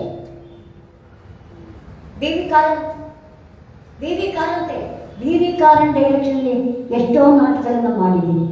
ಒಂದು ಸ್ವರ್ಗಕ್ಕೆ 3 ಬಾಗಿಲು ಅಂತ ಶ್ರೀರಂಗರು ಬಂದಿದ್ದರು. ಆ ನಾಟಕ ಮಾಡುವಾಗ ನನ್ನನ್ನು B.V. ರಂಗನಾಥ್ ಕರೆದರು. ರಾತ್ರಿ ಆಗುತ್ತೆ ಸರ್, ನನ್ನ ಮನೆಗೆ ಹೋಗೋಕ್ಕೆ ರಿಹರ್ಸಲ್ಗೆ ಬರೋಕ್ಕಾಗಲ್ಲ ಅಂತ ಹೇಳಿದ್ರೆ, ಇಬ್ಬರು ಕೋ ಡಾಕ್ಟರು ಅವ್ರು ಇಲ್ಲ, ನಮ್ಮ ಮೇಡಮ್ ನಮ್ಮ ಮನೆಗೆ ತಲುಪಿಸಿ ನಾವು ಹೋಗ್ತೀವಿ ಅಂತ ಚಾನ್ಸಸ್ಸು ರಿಸ್ಕ್ಗಳೆಲ್ಲ ತಗೊಂಡು ನಾನು ರಂಗದ ಮೇಲೆ ಸಾಕಷ್ಟು ಮಾಡಿದ್ದೀನಿ. ಲಂಕೇಶ್ ಅವರ ಬೊಕ್ಕತಲೆ ನಾಟಕಕ್ಕೆ ಇವೆಲ್ಲ ನಾವು ಟ್ರೈ ಮಾಡೋದು ಅದನ್ನು ಮಾಡಿದ್ವಿ. ಆಮೇಲೆ Chandrashekhar government central college English ಲೆಕ್ಚರರು, ಅವರೆಲ್ಲರೂ ಕೂಡ ನನಗೆ ನಾಟಕ ಡೈರೆಕ್ಟ್ ಮಾಡಿದರೆ ಪಾತ್ರಗಳನ್ನು ವಹಿಸಿದ್ದೇನೆ. ಸೊ ನಾಟಕ ಕ್ಷೇತ್ರದಲ್ಲಿ ಕಾಲೇಜು ಲೆವೆಲಲ್ಲಿ ಯಾವ ಕಾಲೇಜು ಇತ್ತು ಅಂತ ನೀವು ಕೇಳಿ ಯಾರು ನಾನು. ಸೊ ಇನ್ನು ಹೇಳೋಕೆ ಇದೆ, ನೋ ಏನು ಗಾನ್ ಟಾಕಿಂಗ್ ಮೆಮರೈಸ್ ಹಳೆದೆಲ್ಲ ಅದರ ಅಂತ ಮೇಲೆ ಹೇಳುತ್ತೆ. ಹೃದಯ ಸಮುದ್ರದಲ್ಲಿ ಅಡಗಿರುವಂತಹ ಅನಿಗಳ ನೆನಪಿನ ಬುದ್ಧಗಳು ಮೇಲೆ ಹೇಳುತ್ತೆ. ಅದನ್ನು ನಾವು ಹೇಳಬೇಕು ಅಂತ ಅನಿಸುತ್ತೆ. ಬಟ್ ನಾನು ಗುರುತಿಸ್ಕೊಂಡಿರೋದು ಮಾತ್ರ ವಂಡರ್ಫುಲ್ ಸ್ಟೂಡೆಂಟ್ಸು ನನ್ನನ್ನು ದೇವರಂತ ಆರಿಸ್ತಾರೆ. ಹೆಮ್ಮೆಯಿಂದ ಹೇಳ್ಕೊಡ್ತೀವಿ, ಜಂಬಲಿಂದ ಹೇಳ್ಕೊಡ್ತಾರೆ. ಯಾಕಂದರೆ ನಾವು ಏನು ಕೊಡ್ತೀವಿ ಅದಕ್ಕೆ. ಎಷ್ಟೋ ಜನ ನನ್ನ ಸ್ಟೂಡೆಂಟ್ಸು ದೊಡ್ಡ ಪಾಲಿಟಿಷಿಯನ್ಸ್ ಆಗಿದ್ದಾರೆ, ಡಾಕ್ಟರ್ಸ್ ಆಗಿದ್ದಾರೆ, ಸರ್ಜನ್ಸ್ ಆಗಿದ್ದಾರೆ. ನೋ ಎಂಡ್ ಎಲ್ಲಿ ಹೋದ್ರು ಅನಿಸುತ್ತಾರೆ. ನಿಜವಾಗ್ಲೂ ಬೆಸ್ಟ್ ಪ್ರೊಫೆಷನ್ ಅಂದರೆ ಟೀಚಿಂಗ್. ಆದರೆ ಆ ಟೀಚಿಂಗ್ ಎಂಥ ಕಡೆ ಟೀಚ್ ಮಾಡೋಕ್ಕೆ ಎಂಥ ಕಾಲೇಜ್ ಇರಬೇಕು ಅಂದರೆ MBS ಕಾಲೇಜ್. ಅದು ಯಾವತ್ತೂ ಮನೆ ತಾನೇ ಇದನ್ನು ಗುರುತಿಸಿ ಯೂನಿವರ್ಸಿಟಿ ನನಗೆ ಒಂದು ಸಾಹಿತ್ಯಕ್ಕೆ ಮತ್ತು ಎಜುಕೇಷನ್ಗೆ ಅವಾರ್ಡ್ ಕೊಟ್ಟಿದ್ದಾರೆ ಟೀಚರ್ಸ್ ಡೇ ಈ ಥರ ಎಜುಕೇಷನ್ಗೂ ನನ್ನ ಕಾಂಟ್ರಿಬ್ಯೂಷನ್ ಇದೆ, ಸಾಹಿತ್ಯಕ್ಕೂ ಕಾಂಟ್ರಿಬ್ಯೂಷನ್. ಅಲಿಯನ್ಸ್ ಯೂನಿವರ್ಸಿಟಿ ಮನೆ ಟೀಚರ್ಸ್ ಡೇ ನನ್ನನ್ನು 2 ಇದರಲ್ಲಿ, ಒಂದು ಎಜುಕೇಷನ್, ಇನ್ನೊಂದು ಸಾಹಿತ್ಯ. ಪ್ರಶಸ್ತಿ ಕೊಟ್ಟವರು ಯಾರು? Doctor Manjunath, heart specialist. So ಆಮೇಲೆ ಸಾಹಿತ್ಯ ಅಕಾಡೆಮಿಯಿಂದ ಬಂದಿದೆ, ಸೆಂಟ್ರಲ್ ಸಾಹಿತ್ಯ ಅಕಾಡೆಮಿಯಿಂದ ಬಂದೆ. ಪ್ರಶಸ್ತಿಗಳು ಬೇಕಾದಷ್ಟು ಬಂದಿವೆ, ಅದೇ ದೊಡ್ಡಲ್ಲ. MBS ಕಾಲೇಜು ನಿಮ್ಮ ಬದುಕಿನಲ್ಲಿ ಅಕ್ಷಯ ಪಾತ್ರೆ ತರ ಕೊಟ್ಟಿದೆ. MBS ಕಾಲೇಜ್ ಮಾತ್ರ ಇಟ್ ಈಸ್ ನೆವರ್ ಫರ್ಗಾಟನ್. 10ನೇ ವಯಸ್ಸಿಗೆ ನೀವು ಬರವಣಿಗೆ ಆರಂಭ ಮಾಡ್ಕೊಂಡ್ರೆ, ಕಥೆ, ಕವನ ಇವೆಲ್ಲ ಆಗ್ಲೇ ನಿಮಗೆ ಪತ್ರಿಕೆಗಳಲ್ಲಿ ಪ್ರಕಟ ಆಗ್ತಾ ಇತ್ತು ಕೂಡ. ಪ್ರಕಟ ಆಗಿರೋದನ್ನ ಯಾರು ಸಿನಿಮಾ ಮಾಡ್ಬಿಟ್ಟಿದ್ದಾರೆ. ಆ ಕತೆ ಪೇಪರ್ ಬಂದಿತ್ತು, ಯಾರು ಸಿನಿಮಾ ಮಾಡಿದ್ದಾರೆ. ಆಮೇಲೆ ಯಾರು ಬಂದಿರೋದು, ವಿಜಯ್ ನೀವು ಬಂದಿರೋ ಕತೆ ಸಿನಿಮಾ ಬಂದಿದೆ, ಹೋಗಿ ನೋಡುತ್ತಾ ನೋಡಿದ್ರೆ ಅಕ್ಷರಶಃ ಸಣ್ಣ ವಯಸ್ಸಾದ್ರಿಂದ ನಿಮ್ಗೆ ಅದರ ಅರಿವಿರಲಿಲ್ಲ. ಆಮೇಲೆ ಬೆಸಗೆ ಬಂದಲ್ಲಿ ಸಿನಿಮಾ ಮಾಡ್ತೀವಿ ಅಂತ ಬಂತು, ಅದು ಸೀರಿಯಲ್ ಆಗಿ ಬಂತು, ಪುಸ್ತಕವಾಗಿ ಬಂದಿದೆ. ಕಸ್ತೂರ್ಬಾ ಗಾಂಧಿ ಮತ್ತು ಕಸ್ತೂರ್ಬಾ ಇವರಿಬ್ಬರ ದಾಂಪತ್ಯ ಹೇಗಿತ್ತು ಅನ್ನೋದನ್ನು ಹೇಳ್ತಾರೆ. ಬೆಸುಗೆಯ ಬಂಧನದಲ್ಲಿ ಅಂತ ಒಂದು ಕಾದಂಬರಿ ಲೇಟೆಸ್ಟ್ ಮಾಡಿದ್ದೀನಿ. ಸೊ ಹೀಗೆ ನನಗೆ ನನ್ನ ಮನಸ್ಸು ಕಲಿಕಬೇಕು, ಏನಾದರೂ ಬರೀಬೇಕು ಅಂದರೆ ಇದನ್ನು ಬರಿಬೋದಾ ಎನ್ನುವ ಅಂತ ಯೋಚನೆ ಮಾಡ್ತೀನಿ. ಸುಮ್ಮನೆ ಕತೆ ಬರೀಬೇಕು. ಒಟ್ಟಾರೆ ಈ ಸುದೀರ್ಘವಾದಂತಹ ಪಯಣ ಏನಿದೆ ಇದರಲ್ಲಿ ಸೂರ್ಯಕಾಂತಿಗಳ ಮಠದಲ್ಲಿ ಕ್ಲಾಸ್ ಇತ್ತು, ನಾವು ಇಂಗ್ಲೀಷಿಂದ ಮಾಡಿದ್ದೀವಿ. ಅದನ್ನು 2 ಏನುಗಳು ಪಿಶಾಚಿಗಳು ಡಿಸ್ಕಪ್ಪ ಇದೆ. ಸೂರ್ಯಕಾಂತಿಗಳ ಮಡಿಲಲ್ಲಿ ಅನ್ನೋ ಒಂದು ಪುಸ್ತಕವನ್ನು ಇಂಗ್ಲೀಷಿಂದ ಕನ್ನಡಕ್ಕೆ, ಅದ್ರ ಬಗ್ಗೆ ಒಂಚೂರು ಹೇಳಿ ಮೇಡಮ್. ಯಾಕೆಂದ್ರೆ ಇದು ಸಾಹಿತ್ಯ ಲೋಕದಲ್ಲಿ ಸಾಕಷ್ಟು ಚರ್ಚಿತವಾದಂತಹ ಕೃತಿ, ಮತ್ತೆ ಬಹಳ ಜನಕ್ಕೆ ಮೆಚ್ಚುಗೆಯಾಗಿ ಸಾಹಿತಿಗಳ ಒಂದು ನಿಮ್ಗೆ ಮೆಚ್ಚುಗೆ ಸಿಕ್ಕಿದ್ದು ಬಂದಿದೆ. ಸೊ ಅದೇನು ಗೊತ್ತೊಬ್ಬ ಆರ್ಟಿಸ್ಟು ಅವನ ಬದುಕು, ಅದು ಇವರು English professor, Kannada professor Byramangala ತುಂಬ ಫೇಮಸ್ ಆಗಿರೋ ಎಷ್ಟು ನನಗೆ ಮಗು ಜಾಸ್ತಿ ಆಯಿತು. ಅವರು ಅದಕ್ಕೆ ಒಳ್ಳೆ ಟೈಮ್ ಬೇಸಿಗೆಲ್ಲ ಬಂದಿರಲ್ಲಿ ಅಂತ ಗಾಂಧಿ ಕೊಟ್ಟರು. ಇದು ಸೂರ್ಯಕಾಂತಿಗಳ ಮಡಿಲಲ್ಲಿ, ಅವನು ಸೂರ್ಯಕಾಂತಿಗಳ ಚಿತ್ರಕ್ಕೆ ಬಹಳ ಫೇಮಸ್ಸು. ಆ ಸೂರ್ಯಕಾಂತಿ ಚಿತ್ರಕ್ಕೆ ದೊಡ್ಡ ಪ್ರಶಸ್ತಿ, ವರ್ಲ್ಡ್ ರೆಕಗ್ನೈಸ್ಡ್ ಪ್ರಶಸ್ತಿ ಬಂದಿದೆ. ಅಂಥ ಕಲೆಯನ್ನು ಸೃಷ್ಟಿ ಮಾಡಿದಂಥ ವಾಲ್ಮೀಕಿ ಅವನು ಪಾಪ ಎಂಥ ಹುಚ್ಚನಾಗಿ ಕಡೆಗೆ ಸತ್ತೋಗ್ತಾನೆ. ಆಮೇಲೆ ಗಡಿಯಾಳದಿಂದ ಎದೆಯಾಳಕ್ಕೆ ಅಂತ ದೀಪಾವಳಿ ಸ್ಪೆಷಲಲ್ಲಿ ಒಂದು ಕತೆ ಬರ್ತದೆ. ಗಡಿಯಾಳದಿಂದ ಎದೆಯಾಳಕ್ಕೆ ಅದು ವಿನ್ಸೆಂಟ್ ವಾನ್ ಗೋಲ್ನ ಬರುತ್ತೆ. ವಿನ್ಸೆಂಟ್ ವಾನ್ ಗೋಲ್ ಅದನ್ನು ದೀಪಾವಳಿ ಸ್ಪೆಷಲ್ ಇಷ್ಟೊಂದು ಬರುತ್ತೆ, ತುಂಬ ಇದೆ. ಆಮೇಲೆ ನಮ್ಮ ಸೆಂಟ್ರಲ್ ಕಾಲೇಜು ಪ್ರೊಫೆಸರು ಬಾಯಿಮಗ ರಾಮೇಗೌಡ ಅವರು ಇವರೆಲ್ಲ ತುಂಬ ಅದನ್ನು ಮೆಚ್ಕೊಂಡಿದ್ದಾರೆ.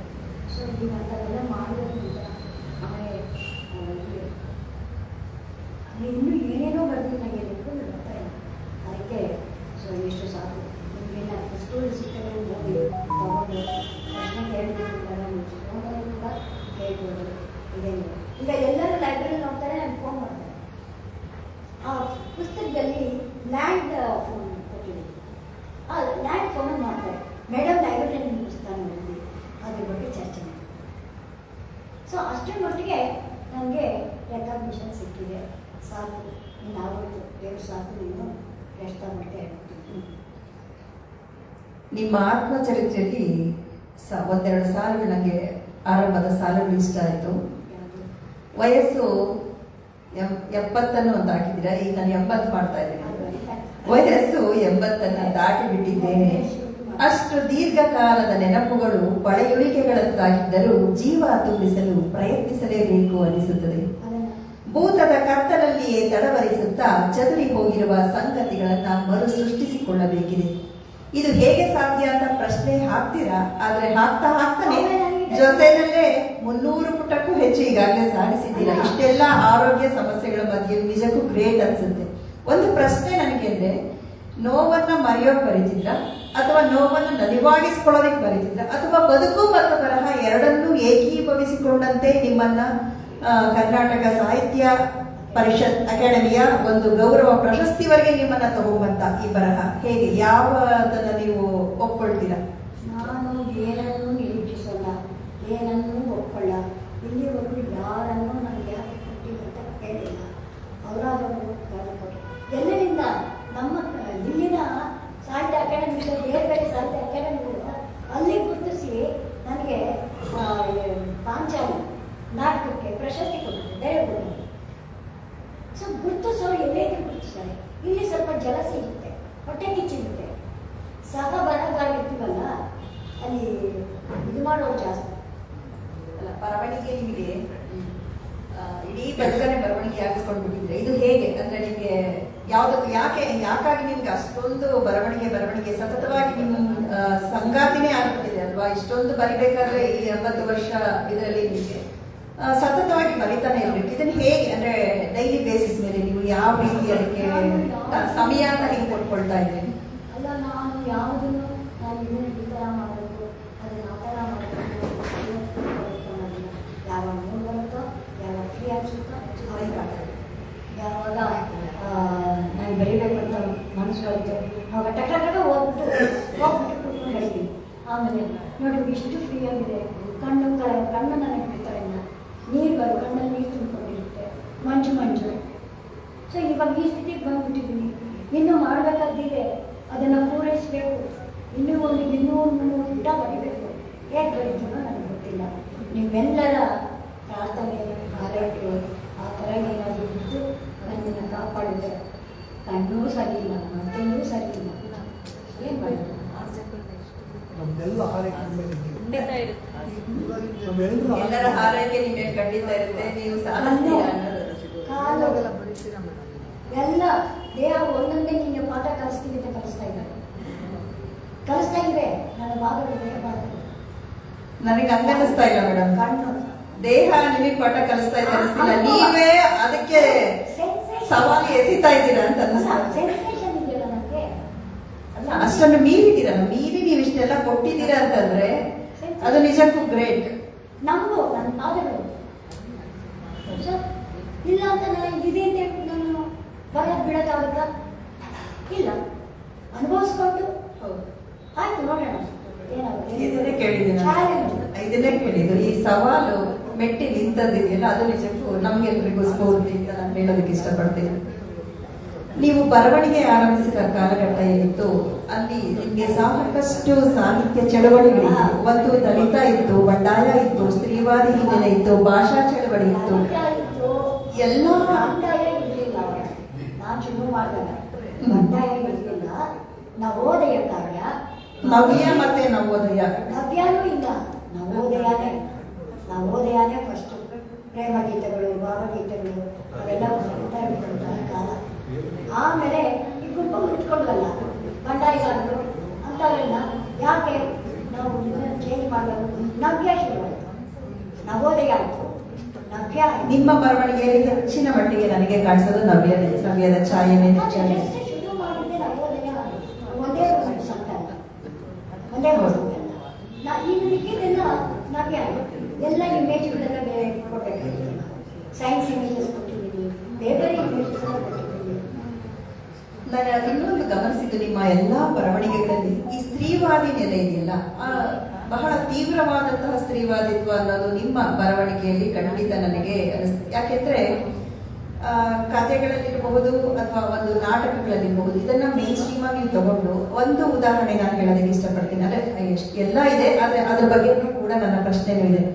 ಗ್ರೀಕ್ ನಾಟಕಗಳ ಪ್ರಭಾವ ನಿಮಗೆ ಸಾಕಷ್ಟು ಇತ್ತು, ಹಾಗಾಗಿ ನೀವು ಪಾಂಚಾಲಿ ಅನ್ನುವಂತಹ ಒಂದು ಪಾತ್ರವನ್ನ ಸೃಷ್ಟಿ ಮಾಡೋದಕ್ಕೆ ಅಲ್ಲಿ ಗ್ರೀಕ್ನ ಒಂದು ನಾಟಕಗಳ ಮೇಳವನ್ನ ಒಂದು ತಂತ್ರಗಾರಿಕೆಯಾಗಿಸಿಕೊಂಡು ಯಾವ ರೀತಿ ನೀವು ಆ ಪಾಂಚಾಲಿ ನಾಟಕವನ್ನ ರೂಪಿಸಿದ್ರಿ?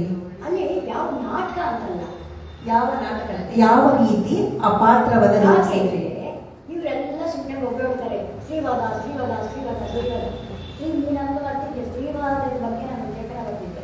ಎಲ್ಲರೂ ಶ್ರೀವಾದಿಗಳು ಕುಡಿತಾ ಇದ್ರು, ಏನು ಶ್ರೀವಾದ ಅಂತ ಬೈದಿದ್ದೆ, ಅದಕ್ಕೆಲ್ಲರೂ ನಾನು ವಿರುದ್ಧವಾಗ್ತಿದ್ದೆ. ಗೊತ್ತಾ?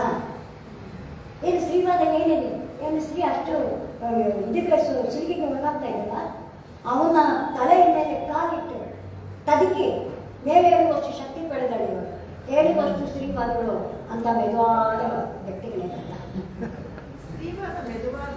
ಅಲ್ಲಲ್ಲ, ಅಸ್ತಿತ್ವ ಅವ್ರಿಗೆಲ್ಲ ಮೀರಿಸಿ ಮುಂದೆ ಬರ್ತಾ ಇದ್ದಾರೆ. ಏನು ವಾಯು ಶುದ್ಧ ಅಲ್ಲ, ಅದು ಶ್ರೀವಾದ ಶ್ರೀವಾದ ಅಂತ ಅದಕ್ಕೆ ನೀವು ಕೈ ಎತ್ತಿ ಬೆಂಟಲ್ಲ. ನಾನು ಲೇಖನ ಬರ್ತೀನಿ ಪ್ರಜಾವಾಣಿಯಲ್ಲಿ, ಚರ್ವಿಂದ ಚರ್ವಣವಾಗುತ್ತಿರುವ ಶ್ರೀವಾದ. ದೊಡ್ಡ ಶೀತಲ್ ಬರ್ತಿದ್ದೀನಿ, ದೊಡ್ಡ ಶೀತಲ್ ಚರಿತ ಚರ್ವಣವಾಗ್ತಾ ಇರುವಂಥದ್ದು. ಪಾಂಚಾಲಿ ಬಗ್ಗೆ ಒಂದು ಸ್ವಲ್ಪ ಹೇಳಿ ಮೇಡಮ್. ಪಾಂಚಾಲಿ ಎಲ್ಲರೂ ಭೀಮ ಪಾಂಚಾಲಿಯ ಪರವಾಗಿ ಸಾಕನ್ಸುತ್ತೆ ಇದೆಲ್ಲ.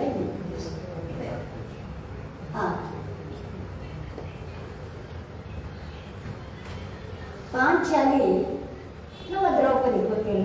ಪಾಂಚಾಲಿ ಅಂದರೆ 5 ಜನ ಮನೆಯಿಂದ ಅದು ನನಗೆ ಭೀಮಾನೇ ಹೋಗಿ ಅವ್ರನ್ನ ರಕ್ಷಿಸ್ಬೇಕಾ, ಬೇರೆ ಯಾವ ಗಂಡನೂ ಇಲ್ವಾ? ಅವ್ರೇನ್ ಮಾಡ್ತಾ ಇದ್ರು ನನಗೆ ಯಾಕೆ ಪಾಂಚಾಲಿ ಎಷ್ಟು ಸ್ಟ್ರಾಂಗ್ ಅಂತಂದ್ರೆ, ಬೆಂಕಿಯ ಮಗಳು ನಿಮಗೆಲ್ಲ ಗೊತ್ತಿರ್ಬೋದು. ಬೆಂಕಿಯ ಮಗಳಾಗಿ ಅವಳು ಇವನನ್ನ ಕರ್ಕೊಂಡು ಗಂಡನ ಕರ್ಕೊಂಡು ಕಳಿಸ್ಬೇಕೆ? ಇಲ್ಲ, ಬೇಡ. ಅದಕ್ಕೆ ನಾನು ಪಾಂಚಾಲಿ ಅಂತ ಟೈಟಲ್ ಹಾಕ್ಬಿಟ್ಟು, ಅಲ್ಲಿ ಗ್ರೀಕ್ ನಾಟಕಗಳಲ್ಲಿ ಹೆಣ್ಣು ಮಕ್ಕಳು ಒಂದು ಕೋರಸ್ ಅಂತ ಬರುತ್ತೆ. ಕೋರಸ್ ಅಂತಂದ್ರೆ ಒಂದು ಗುಂಪು, ಕೋರಸ್ ಹೆಂಗಸರು. ಅವರು ಹೆಣ್ಮಕ್ಕಳನ್ನೆಲ್ಲ ಹೇಳ್ಕೊಡ್ತಾರೆ, ಅವರಿಗೆ ತಿಳಿಸ್ತಾರೆ. ಈ ಪಾಂಚಾಲಿನೂ ಕೂಡ ಅದಕ್ಕೆ ಯಾಕೆ ನಾವು ಯಾರು ಅಡ್ವೈಸ್ ಮಾಡೋದು ಬೇಡ, ಯಾರು ಅವ್ರಿಗೆ ಅಡ್ವೈಸ್ ಮಾಡೋದು ಬೇಡ. ಈ ಪಾಂಚಾಲಿಗೆ ಹೊಂದ್ಕೊಳ್ಳೋ ಹಾಗೆ ಒಂದು ಕೋರಸ್ ಸ್ತ್ರೀಯರು ಒಂದು 5-6 ಜನ ಬರ್ತಾರೆ. ಅವ್ರು ತುಂಬ ಇವನಿಂದ ಯಾರು ಅವನ್ನ ಪಾಠ ಕೊಟ್ಟಿದ್ರು, ನೋಡಿ ಈ ಥರ ಮಧ್ಯ ಹೆಸರುಗಳು. ಕೀಚಕ ಅವನು ತುಂಬ ಕಾಡ್ತಾ ಇರ್ತಾನೆ. ಹೇಗೆ ತಪ್ಪಿಸ್ಕೊಳ್ಳೋದು? ಅದಕ್ಕಾಗಿ ಇಲ್ಲ, ಬೇರೆ ಯಾರೋ ಕೀಚಕನನ್ನು ಕೊಳ್ಳೋದಕ್ಕೆ ಗಂಡನೋ ಬೇರೆ ಯಾರೋ ಒಂದು ಸಾಗಿಸ್ಬೇಕಾದ ಅಗತ್ಯ ಇಲ್ಲ. ಅದಕ್ಕೆ ಏನ್ ಮಾಡಬೇಕು? ಅವಳ ಸುಪ್ತವಾದಂತಹ ಶಕ್ತಿಯನ್ನ ಪ್ರೇರೇಪಿಸ್ಬೇಕು, ಮೇಲೆ ಕೆಪ್ಪಿಸ್ಬೇಕು. ಸೊ ಒಂದು ಕೋರಸ್ ಅಂತ ಗ್ರೀಕ್ನಲ್ಲಿ ಮೇಳ ಅಂತ. ಮೇಳದಲ್ಲಿ ಸಾಮಾನ್ಯವಾಗಿ ಗ್ರೀಕ್ ನಾಟಕಗಳಲ್ಲಿ ಹೆಣ್ಮಕ್ಳೇ ಇರೋದು. ಹಾಗೆ ಅದನ್ನ ಆ ಟೆಕ್ನಿಕ್ ನಾನು ಬಳಸ್ತೆ ಈ ಪಾಂಚಾಲಿನಲ್ಲಿ. ಆ ಟೆಕ್ನಿಕ್ ಬಳಸ್ಬಿಟ್ಟು ಅವರು ಪಾಂಚಾಲಿಗೆ ಹೇಳ್ತಾರೆ, ನಿನಗೆ ಎಷ್ಟು ಶಕ್ತಿ ಇದೆ, ಎದ್ದೇಳು, ನಿನ್ನನ್ನು ನೀನು ಕಂಡುಕೋ, ನೀನು ಬೆಂಕಿಯ ಪುತ್ರಿ. ಈ ಥರ ಅವಳನ್ನ ಪ್ರಚೋದಿಸಿ ಮಾಡಿದಾಗ ಅವಳು ತಕ್ಷಣ ಅನಿಸುತ್ತೆ, ಹೌದಲ್ವಾ ನಾನು ಇನ್ನೊಬ್ಬರ ಸಹಾಯ. ಇದು ಸ್ತ್ರೀವಾದ. ಸೊ ತನ್ನನ್ನು ತಾನೇ ಒಂಥರ ಉತ್ಸಾಹ ಕೊಟ್ಟು ಉತ್ಸುಕತೆ ಮತ್ತು ರೋಷ ಆಕ್ರೋಶ ಅವರಿಗೆ ಈ ಬೆಂಕಿಯ ಮಗಳು. ಹೌದು ತಾನೆ? ಪಾಂಚಾಲಿ ಬೆಂಕಿಯ ಮಗಳು ತಾನೆ? ಬೆಂಕಿಯ ಮಗಳೇ ಆಗಿರುವಾಗ ಇವಳು ಯಾಕೆ ಎದುರ್ಕೋಬೇಕು? ಆ ಕೀಚಕನಿಗೆ ಅವನೊಬ್ಬ ಅಂತ ಹೇಳಿ ಯೋಚನೆ ಮಾಡಿ ಇದು ಬೇರೆ ಇರಲಿ ಅಂತ ನಾನು ಕೀಚಕನನ್ನ ಅವಳೇ ಕೊಳ್ಳೋಣ. ಕೊಡಬೇಕು. ಯಾಕಂದ್ರೆ ಅವಳನ್ನ ಈ ಮೇಲಿನವರು ಎದುರಿಸಿದ್ರು. ಏನು ಪಾಂಚಾಲಿ ನೀವೆಲ್ಲಾರು ಸಾಕು ಶಕ್ತಿಯಲ್ಲಿ ವ್ಯಕ್ತಿಯಲ್ಲಿ ಏನು ಕಡಿಮೆ ಇರಲಿಲ್ಲ. ಏನು ಪಾಂಚಾಲಿ ಬೆಂಕಿಯ ಪುತ್ರಿ ಎದ್ದು ನಿನ್ನ ಬೆಂಕಿ ಎಂಬನ್ನ ತೋರಿಸಿಲ್ಲ ಹೇಳ್ತಾರೆ. ಅದು ಆ ಮಾತುಗಳನ್ನು ಮೇಲೆ ವಿಮರ್ಶಾ ಕ್ಷೇತ್ರದಲ್ಲಿ ನೀವು ಯಶಸ್ಸನ್ನ ದಾಖಲಿಸಿದ್ದು, ಸ್ವಂತಿಕೆಯನ್ನ ಚಾಲಿಸಿದ್ದು, ಅದು ಎಲ್ರಿಗೂ ಗೊತ್ತಾಗಿದ್ದು ಪ್ರಜಾವಾಣಿ ವಿಮರ್ಶಾ ಅಂಕಣದ ಮೂಲಕ. ಈ ಪ್ರಜಾವಾಣಿಗೆ ನೀವು ಬಂದಂತಹ ಬಗೆ ಮತ್ತೆ ವಿಮರ್ಶೆಗೆ ನೀವು ತೆರೆದುಕೊಂಡ ರೀತಿ, ಆ ಪ್ರಯಾಣ ಹೇಗಿತ್ತು? ಜೊತೆಗೆ ಅದಕ್ಕೆ ಸಾಕಷ್ಟು ಒಂದು ಪೂರಕವಾಗಿ ಎಲ್ಲ ಸಾಹಿತಿಗಳ ಒಂದು ಮೆಚ್ಚುಗೆ ಸಹ ಸಿಕ್ತು. ಈ ಒಂದು ಪ್ರಯಾಣ ಹೇಗಿತ್ತು? ಸುಮಾರು 3 ವರ್ಷ ನಾನು ವಿಮರ್ಶಾ ಕಾಲಗಳು ಸಾಹಿತ್ಯ ಇದ್ದಾರಲ್ಲ ಕೊಟ್ಟಿದ್ದಾರಲ್ಲ ಅವರಿಗೆ ಗೊತ್ತು. ಶೈಲೇಶ್ ಚಂದ್ರ ಅವರು ಕೇಳಿ ಅವ್ರ ಪೇಪರ್ಗೆ ಬರದೆ ಎಷ್ಟು 3 ವರ್ಷ ಬರೆದಿದ್ದು ಕಾಲಂ. 3 ವರ್ಷ ಕಾಲಂ ಬರೆದು ಅವಳು ಎಲ್ಲಿಂದ ನನಗೆ ರೀಡರ್ಸ್ ಯಾವ ಪುಸ್ತಕ ನಾನು ಇದು ಮಾಡಿದ್ದೀನಿ ಅವರು ಅಡ್ರೆಸ್ ಇದೆಲ್ಲ ತಗೊಂಡು ಮೇಡಮ್ ಎಷ್ಟೋ ಜನ ವಿಮರ್ಶೆ ಬರ್ತಾರೆ ನಮ್ಮ ಪುಸ್ತಕದ ಬಗ್ಗೆ ಏನೋ ಒಂದಿಷ್ಟು ಕಥೆ ಹೇಳ್ಬಿಟ್ಟು ಬರೆದ್ಬಿಡ್ತಾರೆ. ಇವಿಷ್ಟು ಡಿಟೇಲ್ ಆಗಿ ಓದಿ ನಮ್ಮ ಕಥೆಗಳನ್ನು ವಿಮರ್ಶೆ ಮಾಡಿದ್ದಾರೆ. ನಿಜವಾಗಿ ಅಂಕಣ ವಿಮರ್ಶೆ ಬರೆಯೋದು 3 ವರ್ಷ ಬರ್ತೀನಿ ಅಂಕಣ ವಿಮರ್ಶೆ. ಸೊ ಎಲ್ಲರೂ ಬೇರೆ ಬೇರೆ ಕಡೆಯಿಂದ ಫೋನ್ ನಂಬರ್ ಇರುತ್ತಲ್ಲ ಆ ಬುಕ್ಕಲ್ಲಿ. ಸೊ ಆ ಥರ ಲೈಫ್ ಅಂಡ್ ಮೈ ವಿಮರ್ಶೆ ಅನಾಲಿಸಿಸ್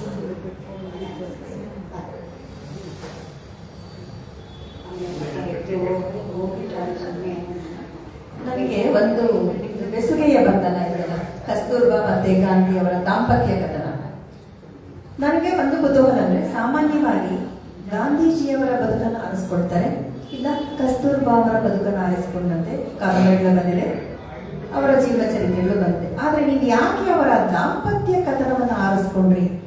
ಒಂದು ಇಲ್ಲಿ ನಾನು ನೋಡಿದೆ, ಇದ್ರೊಳಗಡೆ ಕಸ್ತೂರ್ಬಾ ಅವರ ಬದುಕೇನಿತ್ತು ಗಾಂಧಿಯ ಜೊತೆ ಅಷ್ಟು ಸುಲಭ ಅಲ್ಲ. ಅದು ಒಂದು ಹಗ್ಗದ ಮೇಲಿನ ನಡಿಗೆಯಾಗಿತ್ತು ಅವರಿಗೆ. ಆದ್ರೆ ಅದನ್ನ ನೀವು ಆ ಸವಾಲನ್ನ ಕಸ್ತೂರ್ಬಾ ಎದುರಿಸಿದ ರೀತಿಯನ್ನ ಕಟ್ಟಿ ಕೊಡ್ತಾನೇನೆ, ಜೊತೆಗೆ ಪರಸ್ಪರ ಅವಲಂಬನೆ ಮತ್ತೆ ಆ ಪ್ರೀತಿಯ ಛಾಯೆಯನ್ನು ಕೂಡ ತೆಳುವಾಗಿ ಅದನ್ನು ಕೂಡ ನೀವು ಬಹಳ ಸೊಗಸಾಗಿ, ಒಟ್ಟಾರೆ ಆ ಕಸ್ತೂರ್ಬಾರ ಒಳಗುದಿ ಮತ್ತೆ ತಂಡಗಳನ್ನ ಬಹಳ ಸಮರ್ಥವಾಗಿ ಕಾಡುವಂತೆ ಕಟ್ಟಿಕೊಟ್ಟಂತಹ ಒಂದು ಕೃತಿ.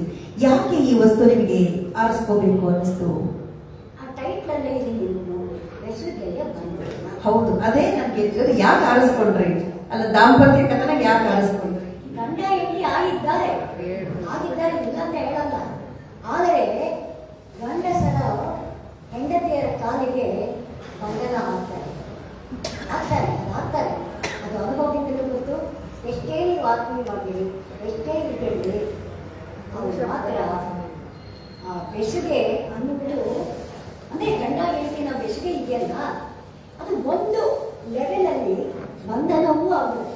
ಇವಾಗ ಏನಾದರೂ ನ್ಯಾಯವಾಗಿ ನೀವು ಹೇಳಿ ಎಲ್ಲಾದ್ರೂ ಹೋಗ್ಬೇಕು, ಏನಾದರೂ ಮಾಡಬೇಕು ಅಂತಂದ್ರೆ ಯಾವ ಹೆಂಡತಿ ಅಥವಾ ಯಾವ ಹೆಣ್ಣು ಗಂಡರನ್ನ ಕೇಳದೆ ಮಾಡ್ತಾರೆ ಇಲ್ಲ.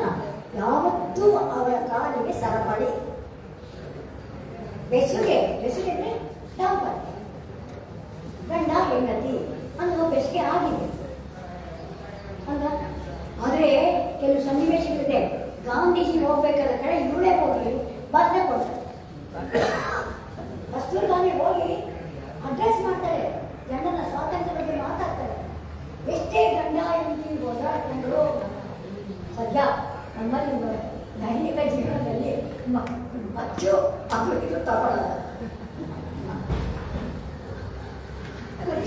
ಇಲ್ಲ, ಈಗ ಅದು ಕೂಡ ಬಂದಿದೆ. ಹಾಗಾಗಿನೇ ಇವತ್ತಿನ ದಾಂಪತ್ಯಗಳೇನಿದೆ ಅದು ವಿಚ್ಛೇದನ ಆದ್ರೂ ಒಂಥರ ಒಳ್ಳೇದೇ. ಆದ್ರೆ ವಿಚ್ಛೇದನದ ಆಚೆ ನೀವು ಹೇಳ್ದಂಗೆ ಮಚ್ಚು ಇದು ತಗೊಂಡಂತಹ ಘಟನೆಗಳೇ ಜಾಸ್ತಿ ಆಗ್ತಾ ಇದೆ.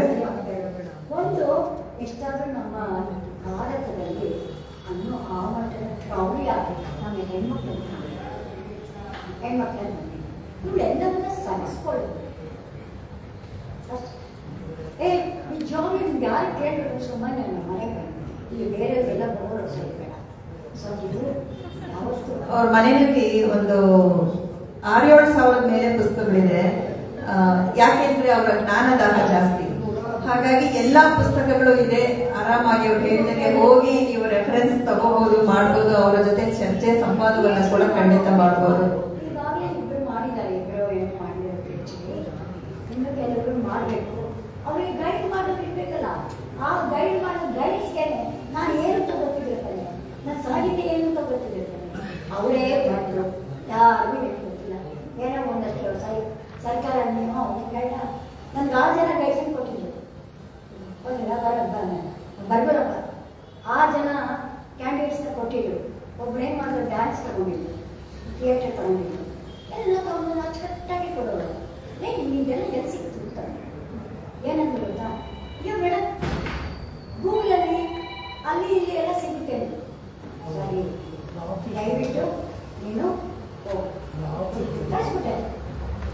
5 ಜನನು ಸಸ್ಪೆಂಡ್ ಆಯ್ತು. ಮೇಡಮ್ ಬೈತಾರೆ, ಆಮೇಲೆ ಕೋರ್ಟ್ ಹೋಗ್ಲಿ, ತಲೆ ಇಲ್ಲಿರೋಕ್ಕೆ ನಾನೇ ಗೈಡ್ ಮಾಡಿದೆ. ನಾನು ಯಾರು ಗೈಡ್ ಸುಮ್ಮನೆ ಅಫಿಷಿಯಲ್ ಆಗಿ ಬಂದು ಏನಾದ್ರು ಐ ವಾಂಟ್ ಗೈಡ್. ಹಾಗೆ ನೀವು ಹೇಳಿದ್ರೆ ಏನೋ ಇವರೆಲ್ಲ ಪ್ರೊಟೆಸ್ಟ್ ಮಾಡೋದಕ್ಕೆ ದೊಡ್ಡೋಗ್ತಾರೆ. ಆಗ್ಲೇ ಹೇಳಿದ್ರು ನೀವು ನವ್ಯದ ಆರಂಭದಲ್ಲಿ ಅವರ ನಿಮ್ಮ ಕತೆ ಮತ್ತು ಕಾವ್ಯ ಎರಡರಲ್ಲೂ ಹೇಗೆ ನವ್ಯದ ಛಾಯೆ ಇದೆ ಅಂತ. ಇಲ್ಲಿ ನಾನು ಒಂದಷ್ಟು ನಿಮ್ಮ ಕಥೆಗಳ ಬಗ್ಗೆ ನಾನು ಒಂದು ಪ್ರಬಂಧವನ್ನ ಮಂಡಿಸಿರೋದ್ರಿಂದ ಹಾಗಾಗಿ ಸಾಕಷ್ಟು ಕಥೆಗಳನ್ನು ನಾನು ಓದಿದ್ದೀನಿ. ಮತ್ತೆ ನಿಮ್ಮ ಕವಿತೆಗಳನ್ನ ಒಂದು ಗ್ರಹಿಸಿದಂತೆ ನನಗೆ ಪ್ರತಿನಿತ್ಯದ ನೈದಿವ್ಯದಲ್ಲಿ ಹಾಯ್ದು ಬಂದಂತಹ ಬದುಕಾಗಿದ್ದರಿಂದ ನಿಮ್ಮ ಕಾವ್ಯ ಅಥವಾ ಕಥೆಯ ದನಿ ಎಂದರೆ ಅದನ್ನು ಧ್ವನಿಸುವಂತೆ ನನಗೆ ಅನಿಸುತ್ತೆ. ಒಂದು ಕಾವ್ಯದ ಸಾಲು, ನಿಮ್ಮದೇ ಕಾವ್ಯದ ಸಾಲು: ದನಿಯಿದ್ದು ದನಿ ಇಲ್ಲ, ಕಣ್ಣಿದ್ದು ಬೆಳಕಿಲ್ಲ, ಕೋಟೆ ಕಟ್ಟಿದ ಕತ್ತಲ ಗೋಡೆಗಳ ತಡಕಾಡಿ, ಮೌನ ಗೀತದ ಮೋಹಕ್ಕೆ ಮೈಮರೆತು, ಇಷ್ಟಿಷ್ಟೇ ಕನ್ನ ಕೊರೆದು ಕಿಂಡಿಗಳ ಕೆತ್ತಿದ್ದೇನೆ. ಖುಷಿ ಅನಿಸ್ತು, ಯಾಕೆಂದ್ರೆ ನೀವೇ ಆ ಇಷ್ಟಿಷ್ಟೇ ಕನ್ನವನ್ನ ಕೊರೆದು ಕಿಂಡಿಗಳ ಕೆತ್ತಿದ್ದೇನೆ ಅಂತೀರಾ. ಆಮೇಲೆ ನನ್ನಂಗಳದ ಹರಹಿನಲ್ಲಿ ಕೊಂಬೆಗಳು ಕೆರಳಿ ಅರಳುವುದೇನು ಅಗ್ನಿಹೂವು ಅಂತ ಪ್ರಶ್ನೆ ಕೇಳ್ತೀರಾ. ಅಗ್ನಿಹೂವನ್ನ ಅರಳಿಸ್ಕೊಂಡ್ಬಿಟ್ಟಿದ್ದೀರಾ ನಿಜವಾಗ್ಲು. ಹಾಗೆ ನಿಮ್ಮ ಕಥೆಯ ಸಾಲುಗಳು ಇದೇ ರೀತಿ ಬರುತ್ತೆ ನೋಡಿ. ಆ ಮಾನಿಷಾದ ಅನ್ನುವಂತಹ ಒಂದು ಕಥೆಯ ಸಾಲು: ನಾನೇ ಹೆಣೆದುಕೊಂಡ ಬಲೆ, ದಟ್ಟವಾಗಿ ಬೆಳೆದ ಪೊದೆಗಳನ್ನ ಕಡಿದು ನಾನೇ ಹಾದಿಯನ್ನ ನಿರ್ಮಿಸಿಕೊಳ್ಳಬೇಕು.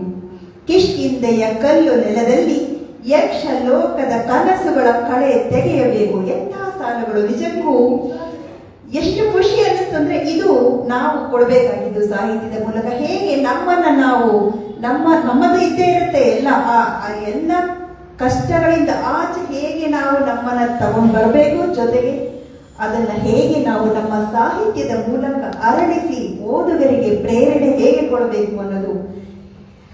ಆದ್ರೆ ಒಂದ್ ಅನ್ನಿಸ್ತು ನನಗೆ, ಈ ಎಲ್ಲ ಕಥೆಗಳಲ್ಲಿ ಭಾವನಾ ಪ್ರಧಾನವಾಗಿದೆ, ಒಪ್ಕೊಳ್ತೀನಿ.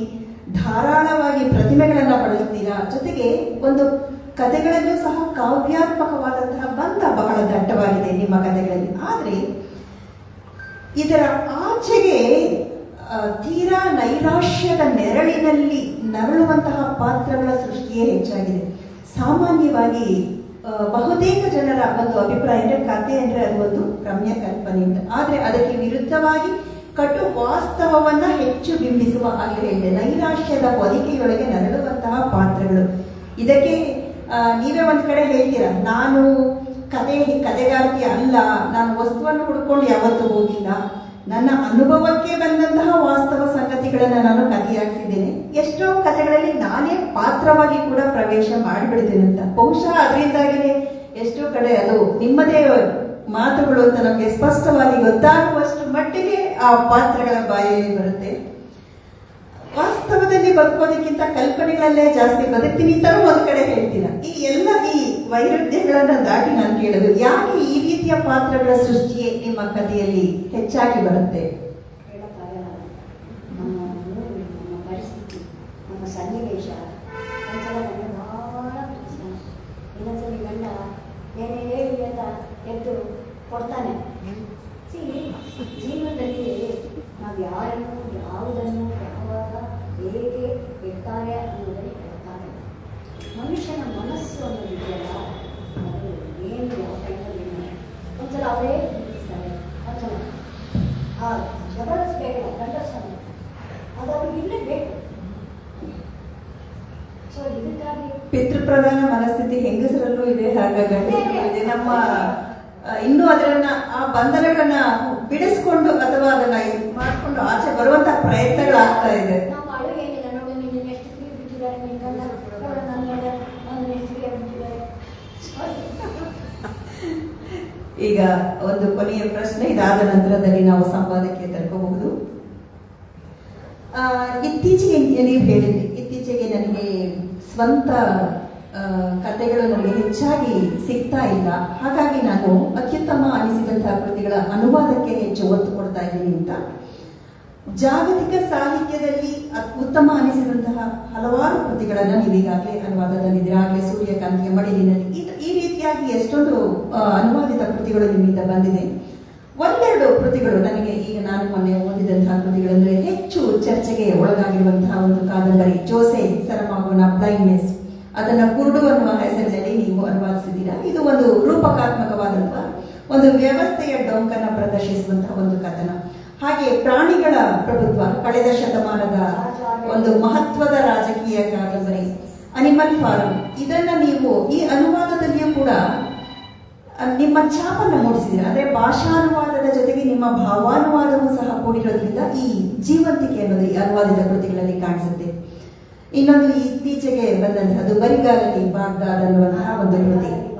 ಈ ಕೃತಿಯ ಆರಂಭದ ಸಾಲುಗಳು ನೀವೇ ಹೇಳಿದಂಗೆ ತುಂಬಾ ಇಷ್ಟ ಆಯ್ತು. ಅಂದ್ರೆ ಇದು ಸಮರದ ಕಥೆಯಲ್ಲ, ಇರಾಕಿನ ಮಹಿಳೆಯರು ಪ್ರತಿ ರಾತ್ರಿ ಹಗಲು ಅಡ್ಡದಾರಿಗಳಲ್ಲಿ ನಿಲ್ಲುತ್ತಿದ್ದ ಅಂತಹ ಕಥೆ, ಅವರ ಆತ್ಮಚರಿತ್ರೆ, ಅವರ ಅನುಭವಗಳ ಒಂದು ಕಥನ ಅಂತ ಹೇಳ್ತೀರಾ.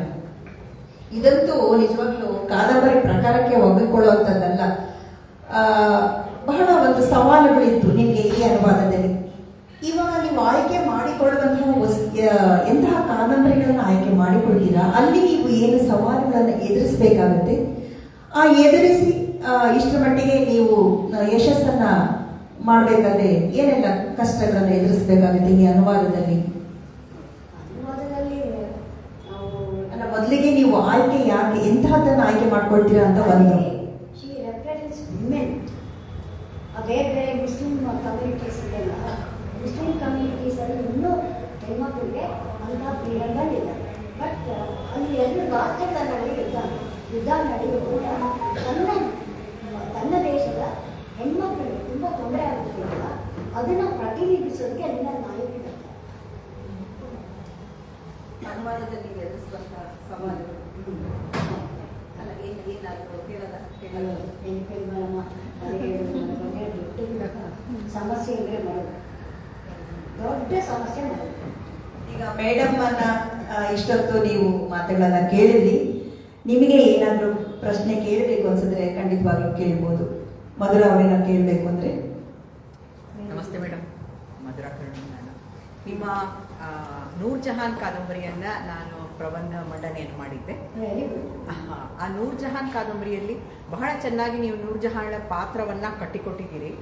ಎಷ್ಟು ಚೆನ್ನಾಗಿ ಅಂತಂದ್ರೆ, ಜೊತೆಗೆ ಅಕ್ಬರ್ ಬರ್ತಾನೆ, ಈ ಎಲ್ಲಾ ಪಾತ್ರಗಳನ್ನ ಕಟ್ಟಿಕೊಡುವಲ್ಲಿ ಆ ನೂರ್ ಜಹಾನ್ ವ್ಯಕ್ತಿತ್ವವನ್ನ ಅಷ್ಟು ಗಟ್ಟಿಯಾಗಿ ಕಟ್ಟಿಕೊಟ್ಟು ಅವಳಿ ಸಾಮ್ರಾಜ್ಯವನ್ನ ಒಂದು ಮ್ಯಾನೇಜ್ ಮಾಡುವಂತ ಶಕ್ತಿಯನ್ನು ಅವಳಿಗೆ ಕೊಡ್ತೀರಿ. ಇದನ್ನೆಲ್ಲ ನೀವು ಆ ನೂರ್ ಜಹಾನ್ಲೇ ಪಾತ್ರ ಬೇಕು, ಅದನ್ನೇ ನೀವು ಕೆತ್ತಬೇಕು ಅಂತ ಮಾಡಿದ್ದು ಹೇಗೆ? ಅಲ್ಲ, ನಾನು ಇಟ್ಸ್ ನಾಟ್ ಅನ್ ಇಮ್ಯಾಜಿನೇಷನ್. ಹೌದು, ನಾನು ಅನೇಕ ಇತಿಹಾಸದ ಪುಸ್ತಕಗಳನ್ನು ಓದಿ ರೆಫರ್ ಮಾಡಿ ಅವಳ ಕ್ಯಾರೆಕ್ಟರ್ನ ಮುಗಿ ಕಟ್ಕೊಂಡು ಆಮೇಲೆ ಅಲ್ಲಿ ಆ ಕಥೆಗೆ ಅನುಗುಣವಾಗಿ ಅದನ್ನು ಸೇರಿಸ್ತಾ ಬಂದಿದ್ದೀನಿ. ಯಾರೊಬ್ಬರು ಡಾಕ್ಟರ್ ರಘು ಅಂತ ಮೊಟ್ಟ ಮೊದಲು ಬಂದಾಗ ಆ ರಘು ಅನ್ನೋರು ಇವರು ಎಲ್ಲಿ ಸಿಕ್ತು, ಈಗ ಇಷ್ಟು ಇದಾಗಿ ಬರ್ತಿದ್ದಾರಲ್ಲ ಅಂತ ಬಹುಶಃ ವಾಟ್ಸಪ್ಪಲ್ಲಿ ಹಾಕಿ ಎಲ್ಲರಿಗೂ ಗೊತ್ತಿದೆ ಅದು. ವಿಜಯ ಏನು ವಿಜಯ ಮೇಡಮ್ ಇದೆಲ್ಲ ಬರ್ತಿದ್ದಾರಲ್ಲ, ಇವ್ರಿಗೆ ಹೇಗೆ ಸಿಕ್ತಿದ್ರು ಅಂತೆಲ್ಲ ಕೇಳಿದ್ದಾರೆ. ನಾನು ಇದೇನು ಇವರು ಯಾರ ಅವರು ವಾಟ್ಸಾಪಲ್ಲಿ ಹಾಕಿದ್ದಾರೆ, ವಾಟ್ಸಾಪಲ್ಲಿ ಯಾರೋ ನನಗೆ ಕಳಿಸಿದ್ದಾರೆ, ಇದೆಲ್ಲ ನಿಜನಾ ಅವ್ರು ಬರ್ತಿರೋದು ಅಂತ ಅವ್ರ ಒಂಥರ ಸಂಶಯ. ಹಿಸ್ಟ್ರಿನ ತಿಳಿಸ್ತಾ ಇದ್ದಾರಾ ಅಥವಾ ಹಿಸ್ಟ್ರಿಯಲ್ಲಿ ಇರುವಂತೆ ಇವರು ಪಾತ್ರಗಳ ನೈಜತೆಯನ್ನು ಬದುಕಿಸಿದ್ದಾರೆ? ನಾನು ಏನಪ್ಪ ಇದು ಅಂತ ಮಾಡ್ತಿದ್ದೆ. ಹಿಸ್ಟ್ರಿ ಬುಕ್ಸ್ ಓದಿದ್ದೀವಿ ಪವರ್ ಹಿಸ್ಟ್ರಿ ಈ 3 ಜನ ಬರೀಬೇಕಾದ್ರೆ ಅದು ತಗೊಂಡಿರೋದೇ ನವ ಕರ್ನಾಟಕದವರು. ಅವರು ಮುಸ್ಲಿಂ ರೈಟರ್ ಕೊಟ್ಟಿದ್ದಾರೆ, ವೆರಿಫೈ ಮಾಡಿಸಿದ್ದಾರೆ. ಆಮೇಲೆ ಅವ್ರ ಒಬ್ಬನೇ ಕನ್ಫ್ಯೂಸ್ ಬಗ್ಗೆ ಇನ್ನೊಂದು ಮೆಸೇಜ್ ಆಗ್ತಾರೆ, madam I am sorry madam, ನೀವು ಇಷ್ಟೆಲ್ಲ ರೆಫರ್ ಮಾಡಿದ್ದೀವಿ ಅಂತ ನನಗೆ ಗೊತ್ತಿಲ್ಲ, ನಾನು ಈ ಥರ ಹಾಕ್ಬಿಟ್ಟೆ, ದಯವಿಟ್ಟು ಕ್ಷಮಿಸಿ ಅಂತ. ಅದರಿಂದ ನಿಮ್ಮ ವಿತ್ ಪರ್ಮಿಷನ್, ನಿಮ್ಮ ಪರ್ಮಿಷನ್ನಿಂದ ಒಂದು ಸನ್ನಿವೇಶನ ಎತ್ಕೊಂಡು ನಾನು ಕಥೆನೂ ಮಾಡಿದೆ. ಕಥೆ ಚೆನ್ನಾಗಿದೆ, ನಮ್ಮ very good very good, congratulations and thank you very much. ನಾನು ತಗೊಂಡು ಆ ಥರ ಕತೆ ಮಾಡೋದು ಇದು ಏನಾದರೂ ಪ್ರೂಫ್ ಇರಬೇಕು. ಸುಮ್ಮನೆ ಹಿಸ್ಟ್ರಿ ಅಂಥದ್ರಲ್ಲೆಲ್ಲ ಕಥೆಗಳನ್ನು ಆರಿಸ್ಕೊಂಡು ಘಟನೆಗಳನ್ನ ಜಸ್ಟ್ ರ್ಯಾಂಡಮ್ ಆಗಿ ಬರೆಯೋಲ್ಲ. ಅದಕ್ಕೆ ಆಮೇಲೆ ಆ ರಘು ಅನ್ನೋನು ಇದನ್ನು ಆಪಾದನೆ ಮಾಡೋನು ಕೊನೆ ಮತ್ತೆ ಮೆಸೇಜ್ ಆಯ್ತು, ಸಾರಿ ಮೇಡಮ್ ನೀವು ಇಷ್ಟೆಲ್ಲ ರೆಫರ್ ಮಾಡಿದ್ದೀರಿ ಅಂತ ನನಗೆ ಗೊತ್ತಿರಲಿಲ್ಲ ಅಂತ ಕನ್ಫೆಸ್ ಸಾಕು. ಅಂದರೆ ಹಿಸ್ಟಾರಿಕಲ್ ಬರೀ ಭಾಳ ಕಷ್ಟ. ಇದು ಬೇಸಿಗೆ ಬಂಧನದಲ್ಲಿ ಅಷ್ಟೇ ಎಷ್ಟು ಹಿಸ್ಟ್ರಿ ಬುಕ್ಸ್ ಬನ್ನಿ ನಮ್ಮ ಮನೆಗೆ ತೋರಿಸ್ತೀವಿ. ಆ ಸತ್ಯ ಘಟನೆಗಳು ಸಂಗತಿಗಳು ಅವೆಲ್ಲ ನಾವು ಬೇಕಾಗ್ತೀವಿ. ಮೇಡಮ್ ನಂದೊಂದು ಪ್ರಶ್ನೆ. ಓ ಬನ್ನಿ ಬನ್ನಿ ಬನ್ನಿ, ತತ್ತರಿಸುವಂತ ಕೇಳಬೇಕು. 2007ರಲ್ಲಿ ಕರ್ನಾಟಕ ಆದಿವಾಸಿ ಸಾಹಿತ್ಯ ಪರಿಷತ್ ಪ್ರಾರಂಭ ಆಯಿತು. ಇವತ್ತು 19 ವರ್ಷ ತುಂಬ ಯಶಸ್ವಿಯಾಗಿ ಕಾರ್ಯಕ್ರಮ ನಡ್ಕೊಂಡು ಬರ್ತಾ ಇದೆ. ಇದರಲ್ಲಿ ರಾಜ್ಯ ಮಟ್ಟದ 6 ಸಾಹಿತ್ಯ ಸಮ್ಮೇಳನ ಮಾಡಿದ್ದೀವಿ. 2 ಸಾಹಿತ್ಯ ಸಮ್ಮೇಳನ ಕರ್ನಾಟಕ ಆದಿವಾಸಿ ಮಹಾಸಭಾ ಇಂದ ಮಾಡಿದ್ದು. ಮಿಕ್ಕಿದ 6 ಸಮ್ಮೇಳನ ಬೇರೆ ಬೇರೆ ಜಿಲ್ಲಾ ಮಟ್ಟದಲ್ಲಿ ಬೆಂಗಳೂರಲ್ಲಿ ಅಲ್ಲಿನ ಸಾಹಿತ್ಯ ಆಸಕ್ತಿ ಅಂತ ಹೇಳ್ತೇನೆ ಅಲ್ಲಿಗೆ ಬರ್ತೀನಿ. ದಾನಿಗಳ ನೆರವಿನಿಂದ ರಾಯಚೂರು, ತುಮಕೂರು, ಶಿವಮೊಗ್ಗ, ಚಿತ್ರದುರ್ಗ ಮತ್ತು ಬೆಂಗಳೂರು 2 ಸಾಹಿತ್ಯ ಸಮ್ಮೇಳನ ಆಯಿತು. ಚಿತ್ರದುರ್ಗ ಸಾಹಿತ್ಯ ಸಮ್ಮೇಳನದಲ್ಲಿ ನಿಮ್ಮ ಅಧ್ಯಕ್ಷತೆಯಲ್ಲಿ ತುಂಬ ಅದ್ಭುತವಾಗಿ ನೀವು ಮಾಡಿಕೊಟ್ರಿ. 1000 ಜನ ಸೇರಿದ್ರು. ಅದರ ಬಗ್ಗೆ ನಿಮ್ಮ ಅನಿಸಿಕೆ. ಚಿತ್ರದುರ್ಗ ಸಾಹಿತ್ಯ ಸಮ್ಮೇಳನದಲ್ಲಿ ನೀವು ಅಧ್ಯಕ್ಷರಾಗಿ 7 ಪದದ ಮೇಲೆ ಕ್ಷಮಿಸಿ, ಇದೆಲ್ಲ ನಾವು ಮಾತಾಡಬೇಕಾಗಿತ್ತು. ಬಿಕಾಸ್ ಆಫ್ ದ ಟೈಮ್ ಆಗಲೇ ಎಲ್ಲರೂ ಇಲ್ಲಿ ಪರವಾಗಿಲ್ಲ. ಅದು ಮಾತ್ರ ಅನ್ಫರ್ಗೆಟಬಲ್ ಅಲ್ಲ, ಅನ್ಫರ್ಗೆಟಬಲ್. ಐ ಥಿಂಕ್ ನಾವು 2ನೇ ಅಧ್ಯಕ್ಷತೆ ಅಲ್ಲ, 2ನೇ ಅಧ್ಯಕ್ಷತೆ. ಮೊದಲನೇದು ಚಂದ್ರ ಅವರು. ತುಮಕೂರಲ್ಲಾಗಿದ್ದು 2ನೇ ಸಾಹಿತ್ಯ ಸಮ್ಮೇಳನದಲ್ಲಿ ನನ್ನನ್ನು ಅಧ್ಯಕ್ಷನಾಗಿ ಕರೆದಿದ್ದು. ಸರಿ, ನಾನೇನು ಯಾವುದೋ ಕೊಟ್ಟಿದ್ದು ಸಾಹಿತ್ಯ ಸಮ್ಮೇಳನ ಅಧ್ಯಕ್ಷ ಆಗ್ತಿದ್ದು ಬೇಡ ಆಯಿತು, ಸ್ವಲ್ಪ ಹೆಮ್ಮೆಯಿಂದಲೇ ಇದೆ. ಬಟ್ ಅವನು ಬಿಡುಪ ಅಧ್ಯಕ್ಷ ಮಾಡೋದಿದ್ದಾರೆ, ಇದನ್ನು ಹೆಂಗೆ ನಿರ್ವಹಿಸೋದು ಹೆಂಗೆ ಏನು ಅಂತ ನನಗೆ ಸ್ವಲ್ಪ ಮೊದಲು ಭಯ ಇದ್ದೇ ಇತ್ತು. ನಾನು ಹೇಳೋದಾಗಿ ನಾನು ಭಯ ಬೀಳಿದ್ರೆ ನೋಡೋಣ ಏನಾಗುತ್ತೆ ಅಂತ ಒಂದು ಚಾಲೆಂಜ್ ಆಗಿ ತಗೊಂಡು ಒಪ್ಕೊಂಡೆ. ಅದನ್ನು ಎಷ್ಟು ಮಟ್ಟಿಗೆ ನಿರ್ವಹಿಸಿದೆ ಅನ್ನೋದು ನಾನು ಹೇಳೋದು. ನಾನು ಅದನ್ನು ಕೊಟ್ಟ ಜವಾಬ್ದಾರಿಯನ್ನು